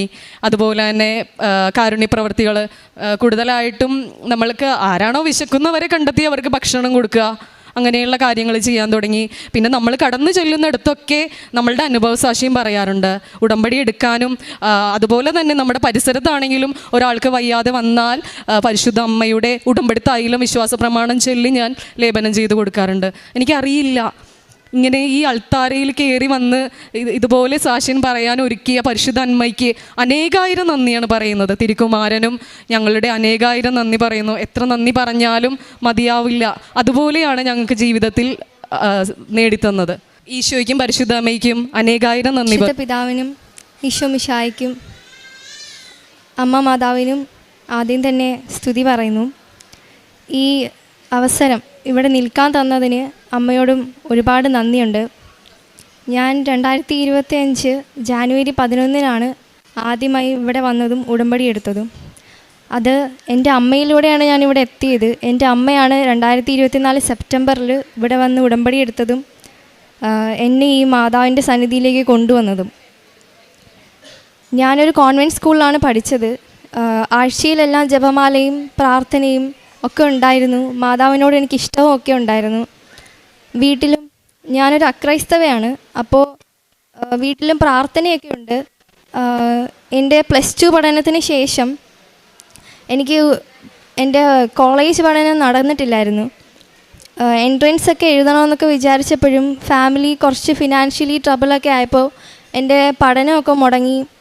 അപ്പോൾ എനിക്ക് ദൈവത്തിനോടുള്ള വിശ്വാസമൊക്കെ കുറേശ്ശെ നഷ്ടപ്പെട്ടു തുടങ്ങി. എന്നും ഒരു ഓട്ടോപ്ലേയിൽ ഇട്ടതുപോലെ രാവിലെയും വൈകുന്നേരവും പ്രാർത്ഥിക്കുമെന്നല്ലാതെ വിശ്വസിച്ചൊന്നും ചെയ്യുകയോ ഒന്നും ഉണ്ടായിരുന്നില്ല. അങ്ങനെ ഇരിക്കുമ്പോഴാണ് എനിക്കൊരു കോച്ചിങ് സെൻറ്ററിൽ പ്രവേശിക്കാൻ അവസരം കിട്ടി. അങ്ങനെ അവിടെ പഠിച്ചുകൊണ്ടിരിക്കുമ്പോൾ എൻ്റെ അമ്മയുടെ ഒരു കൂട്ടുകാരി കൃപാസന പത്രം അമ്മയ്ക്ക് കൊണ്ട് കൊടുത്തു. അവർക്ക് കിട്ടിയ കുറേ അനുഭവങ്ങളും സാക്ഷ്യങ്ങളൊക്കെ അമ്മയെ പറഞ്ഞു കേൾപ്പിച്ചു. അപ്പോൾ ഇതിന് മുന്നേ അമ്മയ്ക്ക് പത്രങ്ങൾ കിട്ടിയിട്ടുണ്ടായിരുന്നു, അത് ഞാൻ കണ്ടിട്ടുണ്ട്. പക്ഷേ അന്ന് ഇതൊക്കെ കാണുമ്പോൾ എനിക്ക് ഒരു വിശ്വാസവും തോന്നിയില്ല. ഇതൊക്കെ വെറുതെ ആയിരിക്കും, ഇത്രയൊക്കെ ആളുകൾ പറയുമോ, അങ്ങനെയൊക്കെ ഞാൻ മനസ്സാലെ ചിന്തിച്ചു, ആരോടും പറഞ്ഞില്ലേലും. അപ്പോൾ ഞങ്ങൾ താമസിച്ചിരുന്ന വീട് വാടക കൊടുക്കാൻ വയ്യാതെ ഞങ്ങൾക്ക് അവിടുന്ന് അമ്മയുടെ കുടുംബ വീട്ടിലേക്ക് വരേണ്ടി വന്നു. അപ്പോൾ ഞങ്ങൾ ബന്ധുക്കളുടെ കൂടെയായിരുന്നു നിന്നിരുന്നത്. അപ്പോൾ എൻ്റെ പഠനമൊക്കെ അങ്ങനെയാണ് കുറേശ്ശെ എൻ്റെ ഇന്ന് വിട്ടുപോയി, വിശ്വാസമെല്ലാം നഷ്ടപ്പെട്ടു പോയി. അങ്ങനെ ഇരിക്കുമ്പോൾ ഈ ഉടമ്പടി എടുത്തതും ഞങ്ങൾക്ക് താമസിക്കാൻ കിട്ടിയ വീട്ടിൽ അമ്മ ഈ തിരിയൊക്കെ കത്തിച്ച് പ്രാർത്ഥിക്കുകയൊക്കെ ചെയ്തു. അവിടെ നിന്ന് പ്രാർത്ഥിക്കുമ്പോഴും മാതാവിൻ്റെ ഈ ഒരു ഞങ്ങളുടെ വീട്ടിലേക്ക് വന്ന ഈ സാന്നിധ്യം എന്നിലൊരു മാറ്റം ഉണ്ടാക്കി. എനിക്കും കൂടെ ഇരുന്ന് പോയി പ്രാർത്ഥിക്കാൻ തോന്നി. അങ്ങനെ ഞാനും പോയിരുന്ന് മാതാവിനോട് പ്രാർത്ഥിച്ച് ഞാൻ ആദ്യം പറഞ്ഞത് എന്താണെന്ന് വെച്ചാൽ, ഞങ്ങൾക്ക് 3 പേർക്കും, അതായത് ഞാനും എൻ്റെ അനിയനും അമ്മയാണ് വീട്ടിൽ താമസിക്കുന്നത്. അപ്പോൾ അച്ഛൻ പുറത്താണ്. അപ്പോൾ ഞങ്ങൾക്ക് താമസിക്കാൻ പറ്റിയൊരു വീട് തരണേ മാതാവേന്ന് ആദ്യം പ്രാർത്ഥിച്ചു. മാതാവ് അതെനിക്ക് സാധിച്ചു തന്നു. അതെനിക്ക് ഭയങ്കര ഒരു അത്ഭുതമായിരുന്നു. അതെനിക്ക് മാതാവിൽ ഭയങ്കര വിശ്വാസം ഉണ്ടാക്കി. അതിനുശേഷം ഞാൻ എന്നും അമ്മയുടെ കൂടെ വൈകുന്നേരം അമ്മയുടെ ഉള്ള ഉടമ്പടി പ്രാർത്ഥന കൂടെ ഇരുന്ന് പ്രാർത്ഥിക്കും. അപ്പോൾ എൻ്റെ ഓരോ ആവശ്യങ്ങളും ഞാൻ മാതാവിനോട് പറയും. ഒരു അമ്മ എങ്ങനെയാണോ മകളുടെ കാര്യങ്ങളിൽ ഇടപെട്ട് ചെയ്യുന്നത്, അതുപോലെ എൻ്റെ കൂടെ മാതാവ് എൻ്റെ ആവശ്യങ്ങൾ ഓരോന്നും, ചിലപ്പോൾ ഞാൻ പറയാത്തത് കാര്യങ്ങൾ തന്നെ മാതാവ് എനിക്ക് സാധിച്ചു തരും. അത് വളരെ ചെറിയ കാര്യങ്ങളാണെങ്കിൽ പോലും സാധിച്ചു തന്നു തുടങ്ങി. അപ്പോൾ എനിക്ക് ഒരുപാട് സന്തോഷമായി. അപ്പോഴും ഞാൻ ഉടമ്പടി എടുത്തിട്ടുണ്ടായിരുന്നില്ല, അമ്മയുടെ കൂടെ ഇരുന്ന് പ്രാർത്ഥിക്കുകയാണ് ചെയ്തുകൊണ്ടിരുന്നത്. പിന്നെ ഞങ്ങൾ താമസിച്ചിരുന്ന വീട്ടിൽ ആദ്യം കുറേ നാളത്തെ വാടകയൊക്കെ കൊടുക്കാൻ പറ്റി. പിന്നീട് വാടക കൊടുക്കാനായപ്പോൾ അവിടുത്തെ ഓണർ പ്രശ്നമായി. അപ്പോഴും ഞാൻ മാതാവിനോട് പ്രാർത്ഥിച്ചു, മാതാവേ എന്തെങ്കിലും ഒരു വഴി കാണിച്ചു തരണേ. അപ്പോഴേ മാതാവാണെങ്കിൽ ആ ഓണർ വന്നിട്ട് പറഞ്ഞു, എൻ്റെ എക്സാം തീരുന്നത് വരെ അവിടെ താമസിച്ചോ, വാടകയൊന്നും തരണ്ട, പ്രശ്നമൊന്നും ഇല്ലയെന്ന് പറഞ്ഞു. അത് വലിയൊരു സഹായമായിരുന്നു മാതാവിൻ്റെ. ഇല്ലാണ്ട് ഒന്നും നടക്കില്ല, സാധാരണ ആരും അങ്ങനെ ചെയ്യത്തില്ലല്ലോ. അപ്പോൾ മാതാവിൻ്റെ ഇടപെടൽ കൊണ്ട് മാത്രമാണ് അതങ്ങനെ നടന്നത്. ജാനുവരി 2025 11-ാം തീയതി ഞാനിവിടെ വന്ന് ഉടമ്പടി എടുത്ത് പത്രമൊക്കെ വാങ്ങിക്കൊണ്ട് പോയപ്പോഴും ഞാനിങ്ങനെ പ്രാർത്ഥിക്കുന്നതല്ലാതെ പത്രമൊന്നും കൊടുക്കുകയോ അങ്ങനെയൊന്നും ചെയ്യുന്നുണ്ടായിരുന്നില്ല. എപ്പോഴും ക്ലാസ്സിന് പോകും, വരും, രാവിലെയും വൈകുന്നേരവും പ്രാർത്ഥിക്കും, അത്രേ ഉണ്ടായിരുന്നുള്ളൂ. ഈ പത്രം കൊടുക്കാൻ എനിക്ക് ഭയങ്കര ചമ്മലായിരുന്നു. ആളുകളുടെ അടുക്ക് എങ്ങനെ കൊടുക്കും? ഒരെണ്ണമൊക്കെ കൊടുക്കും, ആരെങ്കിലും വാങ്ങിയില്ലെങ്കിൽ അല്ലെങ്കിൽ വേണ്ട കിട്ടിയെന്നൊക്കെ പറയുകയാണെങ്കിൽ എനിക്ക് വിഷമമായിട്ട് ബാക്കി കൊടുക്കാതെ തിരിച്ച് കൊണ്ടുവരും. അങ്ങനെ പോയിക്കൊണ്ടിരിക്കുകയും എൻ്റെ എക്സാം അടുത്തപ്പോൾ മാർച്ച് മാസമായപ്പം എൻ്റെ രജിസ്ട്രേഷൻ്റെ ടൈമായി. അപ്പോൾ ഞങ്ങൾ മുന്നേ താമസിച്ചിരുന്ന വീട്ടിലായി പോയിരുന്ന ഞങ്ങളുടെ വീട്ടിലെ ഒരുപാട് സാധനങ്ങൾ, എൻ്റെ സർട്ടിഫിക്കറ്റും എല്ലാം. അപ്പോൾ അവിടെ ആ ഒരു പ്രശ്നം ഉള്ളതുകൊണ്ട് എന്താ പറയുക, എൻ്റെ സർട്ടിഫിക്കറ്റ് ഒന്നും എടുക്കാൻ പറ്റിയില്ല. അപ്പോൾ മാതാവിനോട് ഞാൻ പ്രാർത്ഥിച്ചു, എൻ്റെ സർട്ടിഫിക്കറ്റ് രജിസ്ട്രേഷന് മുന്നേ എനിക്ക് എടുത്തു കിട്ടണേ മാതാവിൽ നിന്ന്. പക്ഷേ ഒരു വലിയ ഇതൊന്നും ഉണ്ടായിരുന്നില്ല. അതെനിക്ക് തോന്നുന്നു ഞാൻ ഉടമ്പടി ആത്മാർത്ഥമായിട്ടൊന്നും ചെയ്തില്ല. അതായത് പത്രമൊന്നും കൊടുക്കുക അതൊക്കെ കൊണ്ടാവും ഒരുപാട് താമസം എടുത്തു. അപ്പോഴാണ് യൂട്യൂബിൽ ഒരു സാക്ഷ്യം കേട്ടതിൽ ഡേറ്റ് വെച്ച് പ്രാർത്ഥിക്കുന്ന ഒരു കാര്യം ഞാൻ കേട്ടത്. അപ്പോൾ ഞാനും പ്രാർത്ഥിച്ചു. മാർച്ച് മാസം 13-ാം തീയതി വെച്ച് ഡേറ്റ് പ്രാർത്ഥിച്ചു. അങ്ങനെ മാതാവ് എനിക്ക് ആ ഡേറ്റിന് അടുത്ത് തന്നെ സമയത്ത് എൻ്റെ സർട്ടിഫിക്കറ്റ് അമ്മ പോയി അവരോട് സംസാരിക്കുകയും ഒരു പ്രശ്നമില്ലാതെ അവർ സാധനങ്ങളെല്ലാം വിട്ടു തരികയും എനിക്ക് സർട്ടിഫിക്കറ്റ് പറഞ്ഞ സമയത്തിനുള്ളിൽ സമർപ്പിക്കാനും രജിസ്ട്രേഷൻ ചെയ്യാനും എല്ലാത്തിനും കഴിഞ്ഞു. പിന്നെ പരീക്ഷയുടെ സമയമായപ്പോൾ ഇവിടെ വന്ന് പ്രാർത്ഥിച്ചപ്പോൾ എന്നോട് ഇവിടുത്തെ സിസ്റ്റേഴ്സ് പറഞ്ഞു, പൂർണ്ണമായിട്ട് മാതാവിൽ അർപ്പിക്കുക, അല്ലാതെ പഠിച്ച് എപ്പോഴും അങ്ങനെ എന്താ പറയുക മനസ്സിന് അസ്വസ്ഥതയൊന്നും ഉണ്ടാക്കണ്ടെന്ന് പറഞ്ഞു. പക്ഷേ എനിക്കെപ്പോഴും മനസ്സിൽ നമ്മൾ പഠിക്കാതെ എങ്ങനെ ഇതൊക്കെ കിട്ടുന്നത് അങ്ങനെ ഒരു ചിന്തയായിരുന്നു. എന്നാലും പ്രാർത്ഥിക്കും, പൂർണ്ണമായിട്ടും മാതാവിൽ ഏൽപ്പിച്ചിട്ടില്ലായിരുന്നു. അതെങ്ങനെയാണ് ചെയ്യേണ്ടതെന്ന് എനിക്ക് പറഞ്ഞാൽ അറിയില്ല. ചില അച്ഛൻ്റെ ധ്യാനങ്ങളിലും അച്ഛൻ പറയാറുണ്ട്, നിങ്ങളെ നിയോഗങ്ങളും എല്ലാം നിങ്ങൾ മറന്നിട്ട് നിങ്ങൾ പ്രാർത്ഥിക്കുകയും മാതാവിൻ്റെ കാര്യങ്ങൾ നിയോഗങ്ങളിലും നിബന്ധനകളും പറഞ്ഞിട്ടുള്ളത് ചെയ്യാനും പറയുമായിരുന്നു. പക്ഷെ അതും എനിക്കതെങ്ങനെ ചെയ്യണം, അതെങ്ങനെ നടക്കും, പഠിക്കാതെ എങ്ങനെയാണ് പരീക്ഷ പാസ്സാവുക, ഇങ്ങനെയൊക്കെ ആയിരുന്നു എൻ്റെ ചിന്ത. അങ്ങനെ എക്സാം കഴിഞ്ഞു. എക്സാം നല്ല അത്യാവശ്യം ടഫായിരുന്നു. എങ്കിലും അന്നത്തെ ദിവസം ഞാൻ വിശ്വാസപ്രമാണം ചൊല്ലിയായിരുന്നു ക്ലാസ്സിലിരുന്നേ. എക്സാം ഹാളിൽ നിന്ന് ഇറങ്ങി വന്നപ്പോൾ എനിക്ക് ഭയങ്കര വിഷമമായി. മാർക്കൊന്നും പ്രതീക്ഷിച്ച പോലെ ഉണ്ടാവില്ല, അങ്ങനെയൊക്കെ ആയിരുന്നു.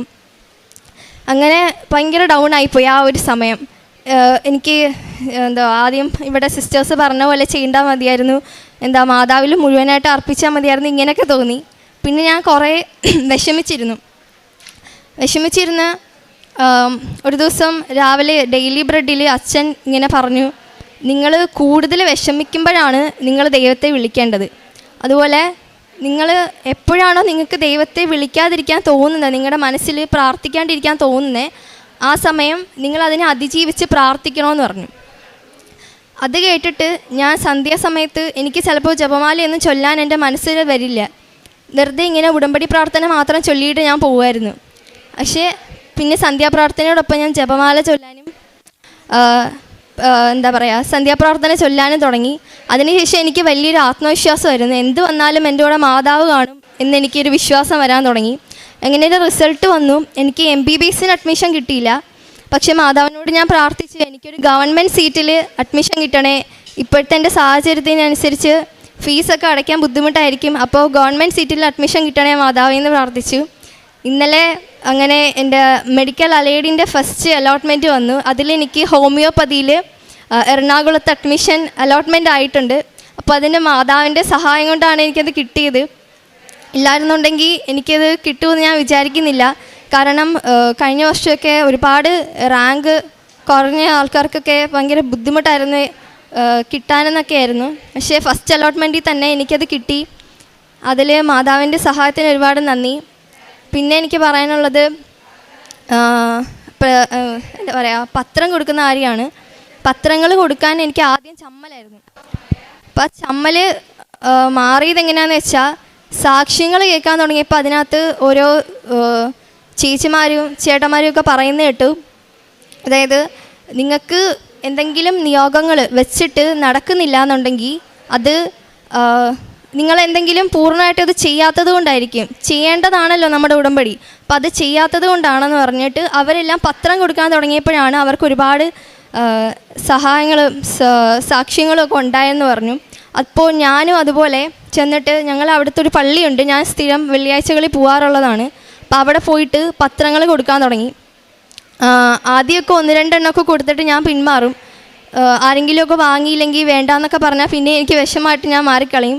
അങ്ങനെ വീട്ടിൽ വന്നിട്ട് ഞാൻ മാതാവിനോട് പ്രാർത്ഥിച്ചു, മാതാവേ എനിക്ക് അവിടുത്തോടുള്ള ഉടമ്പടി ആത്മാർത്ഥമായിട്ടും വിശ്വസ്തയോടെയും ചെയ്യാൻ എന്നെ സഹായിക്കണേന്ന് പ്രാർത്ഥിച്ചു.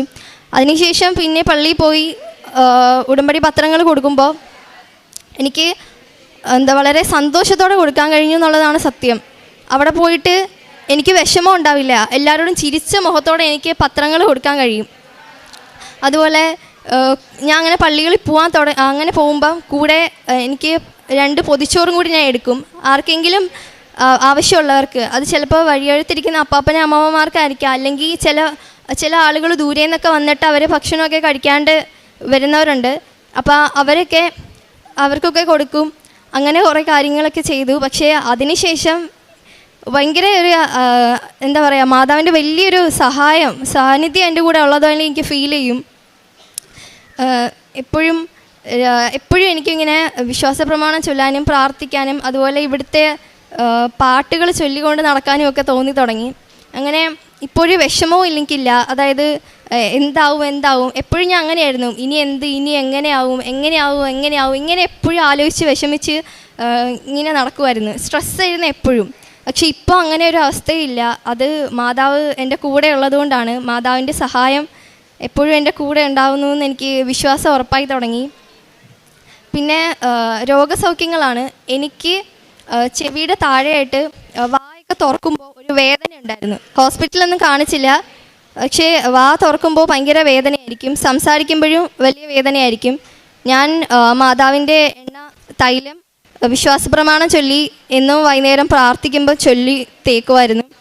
അങ്ങനെ ഒരു 3 തവണ ദിവസവും അങ്ങനെ ചെയ്തു.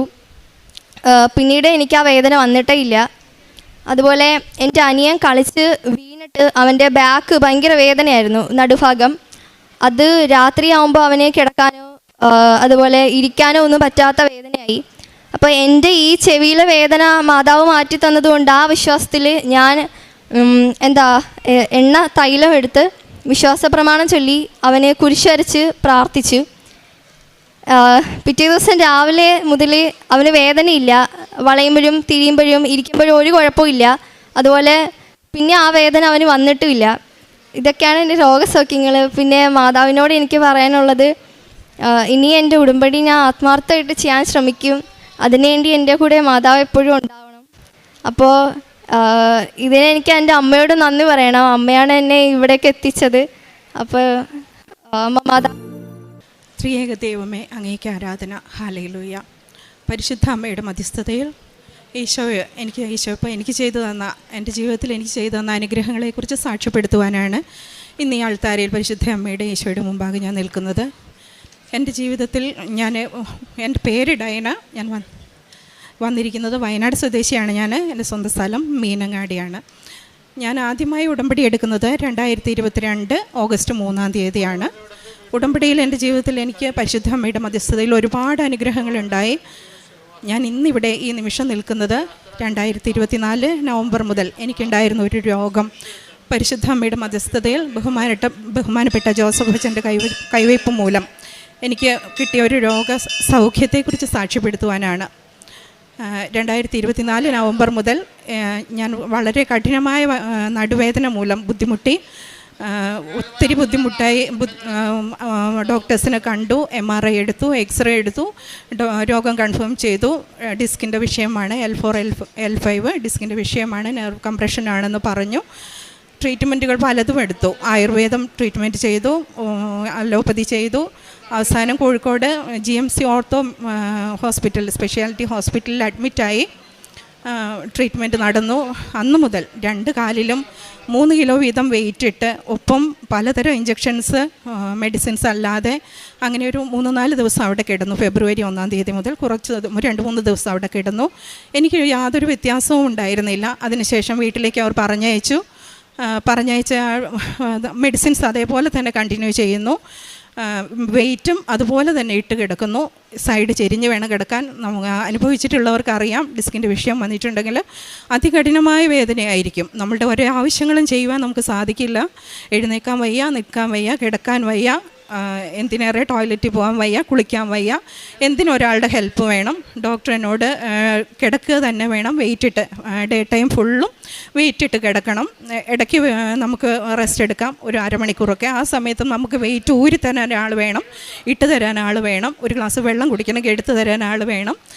അങ്ങനെ കുറേ മെഡിസിൻസ് 1-2 മാസം കൂടി തുടർന്ന് കൊണ്ടുപോയി. ഡോക്ടറെ ഇടയ്ക്ക് വന്ന് കൺസൾട്ട് ചെയ്യും. അവർ ട്രാക്ഷൻ മുതലായിട്ടുള്ള ട്രീറ്റ്മെൻറ്റുകൾ നടത്തും, പിന്നെയും തിരിച്ചു വിടും. അങ്ങനെ എനിക്ക് കാര്യമായ വ്യത്യാസങ്ങളൊന്നും ഉണ്ടായില്ല. വെയിറ്റ് ഇട്ട് കിടന്ന് എൻ്റെ കഴുത്തിൻ്റെ എല്ലുകളെല്ലാം വിട്ടുപോകുന്നത് പോലെ ഭയങ്കര പെയിനായി. അങ്ങനെ എനിക്ക് മനസ്സിലായി ഇതിൽ നിന്നൊന്നും എനിക്ക് സൗഖ്യം കിട്ടില്ല എന്ന്. ഞാൻ നിലവിലെ ഉടമ്പടി എൻ്റെ സമയം കഴിഞ്ഞിരിക്കുകയായിരുന്നു, പുതുക്കാനുള്ള സാഹചര്യം കിട്ടിയില്ല. ഞാൻ പരിശുദ്ധ അമ്മയിൽ ശരണപ്പെട്ടു. അമ്മ മാതാവേ, എനിക്ക് വേണ്ടി ഈശോയോട് അപേക്ഷിക്കണം. എൻ്റെ ഈ രോഗത്തിൽ നിന്ന് എന്നെ സുഖപ്പെടുത്താൻ സമയത്തിൻ്റെ അധികാരിയായ അമ്മ മാതാവ് ഈശോയോട് എനിക്ക് വേണ്ടി അപേക്ഷിക്കണം. ഇന്ന് മുതൽ 10 ദിവസം അമ്മയെ തന്നിരിക്കുന്ന 4-5 തരം മെഡിസിൻസ് ഉണ്ട്. ഒരു മെഡിസിൻ ഞാൻ കഴിക്കില്ല. എനിക്ക് എന്നോട് പറഞ്ഞിരിക്കുന്ന വെയിറ്റ് ഇട്ട് കിടക്കാൻ പറഞ്ഞിരിക്കുന്ന വെയിറ്റ് ഞാനിടില്ല.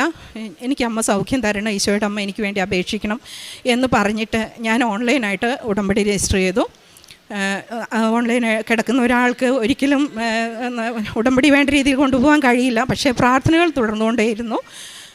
2 ദിവസം കൊണ്ട് സമയത്തിൻ്റെ അധികാരിയായ അമ്മ മാതാവ് എനിക്ക് വേണ്ടി ഇടപെട്ടു. 2 ദിവസം കൊണ്ട് തന്നെ എനിക്ക് മാറ്റങ്ങൾ വന്നു തുടങ്ങി. എഴുന്നേറ്റ് നടക്കാമെന്നായി.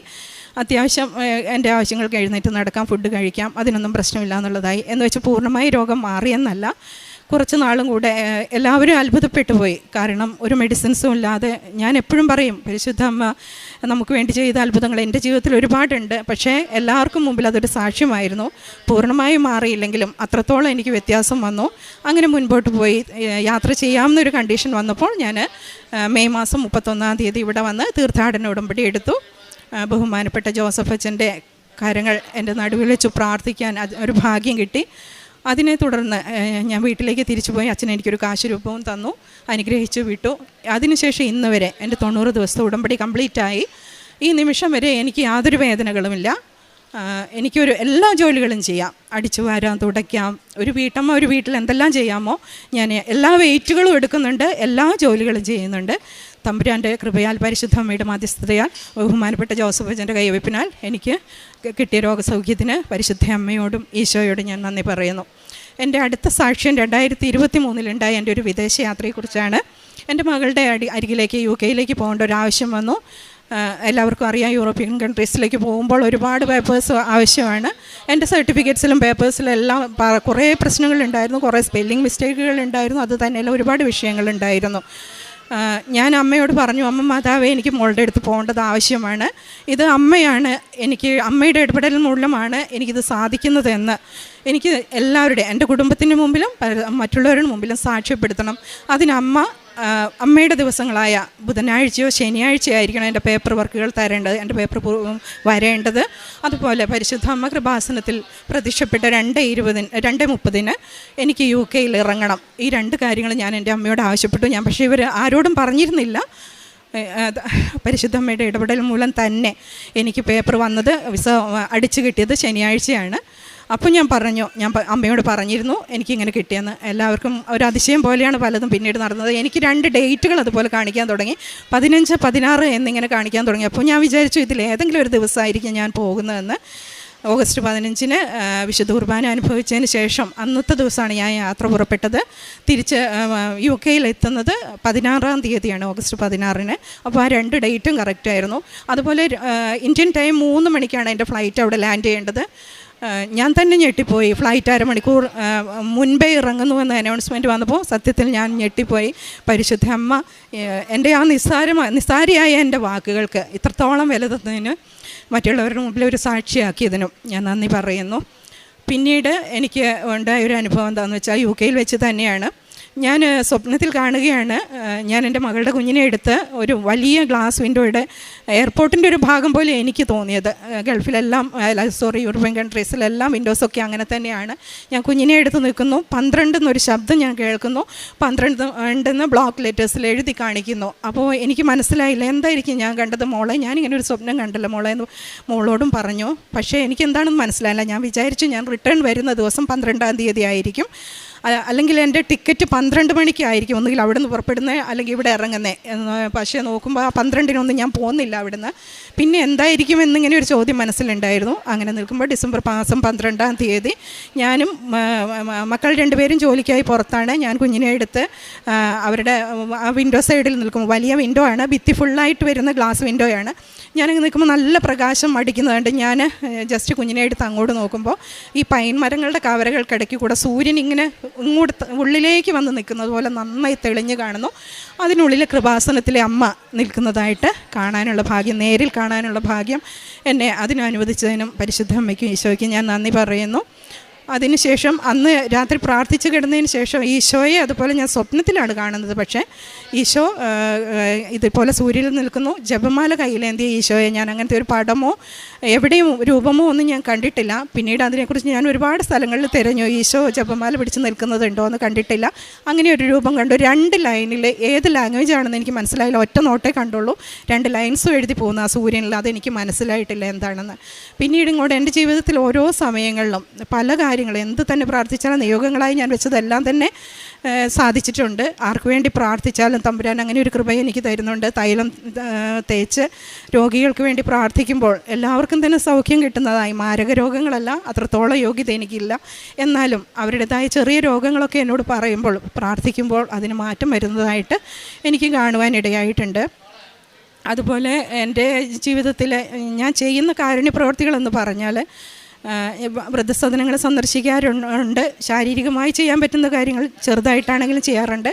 അല്ലാതെ ഭൗതികമായ സാഹചര്യങ്ങൾ, സാധനങ്ങൾ വാങ്ങിക്കൊടുക്കാനായാലും പണമായാലും ചെറിയ രീതിയിൽ, വലിയതൊന്നുമാണെന്ന് ഞാൻ പറയുന്നില്ല, അങ്ങനെയൊക്കെ ചെയ്യാൻ എനിക്ക് സാധിക്കാറുണ്ട്. അതുപോലെ രോഗികളായിട്ട് എൻ്റെ കൺമുമ്പിൽ വരുന്നവരെ വെറുങ്കയോടെ മടക്കി അയക്കാതിരിക്കാനുള്ളൊരു കൃപയും ദൈവം എനിക്ക് തന്നിട്ടുണ്ട്. അവർക്ക് വേണ്ടി പ്രാർത്ഥിക്കുവാൻ UK പോയപ്പോൾ ഞാൻ ഉടമ്പടിയിലായിരുന്നു. എനിക്ക് കാരുണ്യപ്രവൃത്തികളൊന്നും ചെയ്യാൻ അവിടെ അവസരങ്ങളില്ലായിരുന്നു.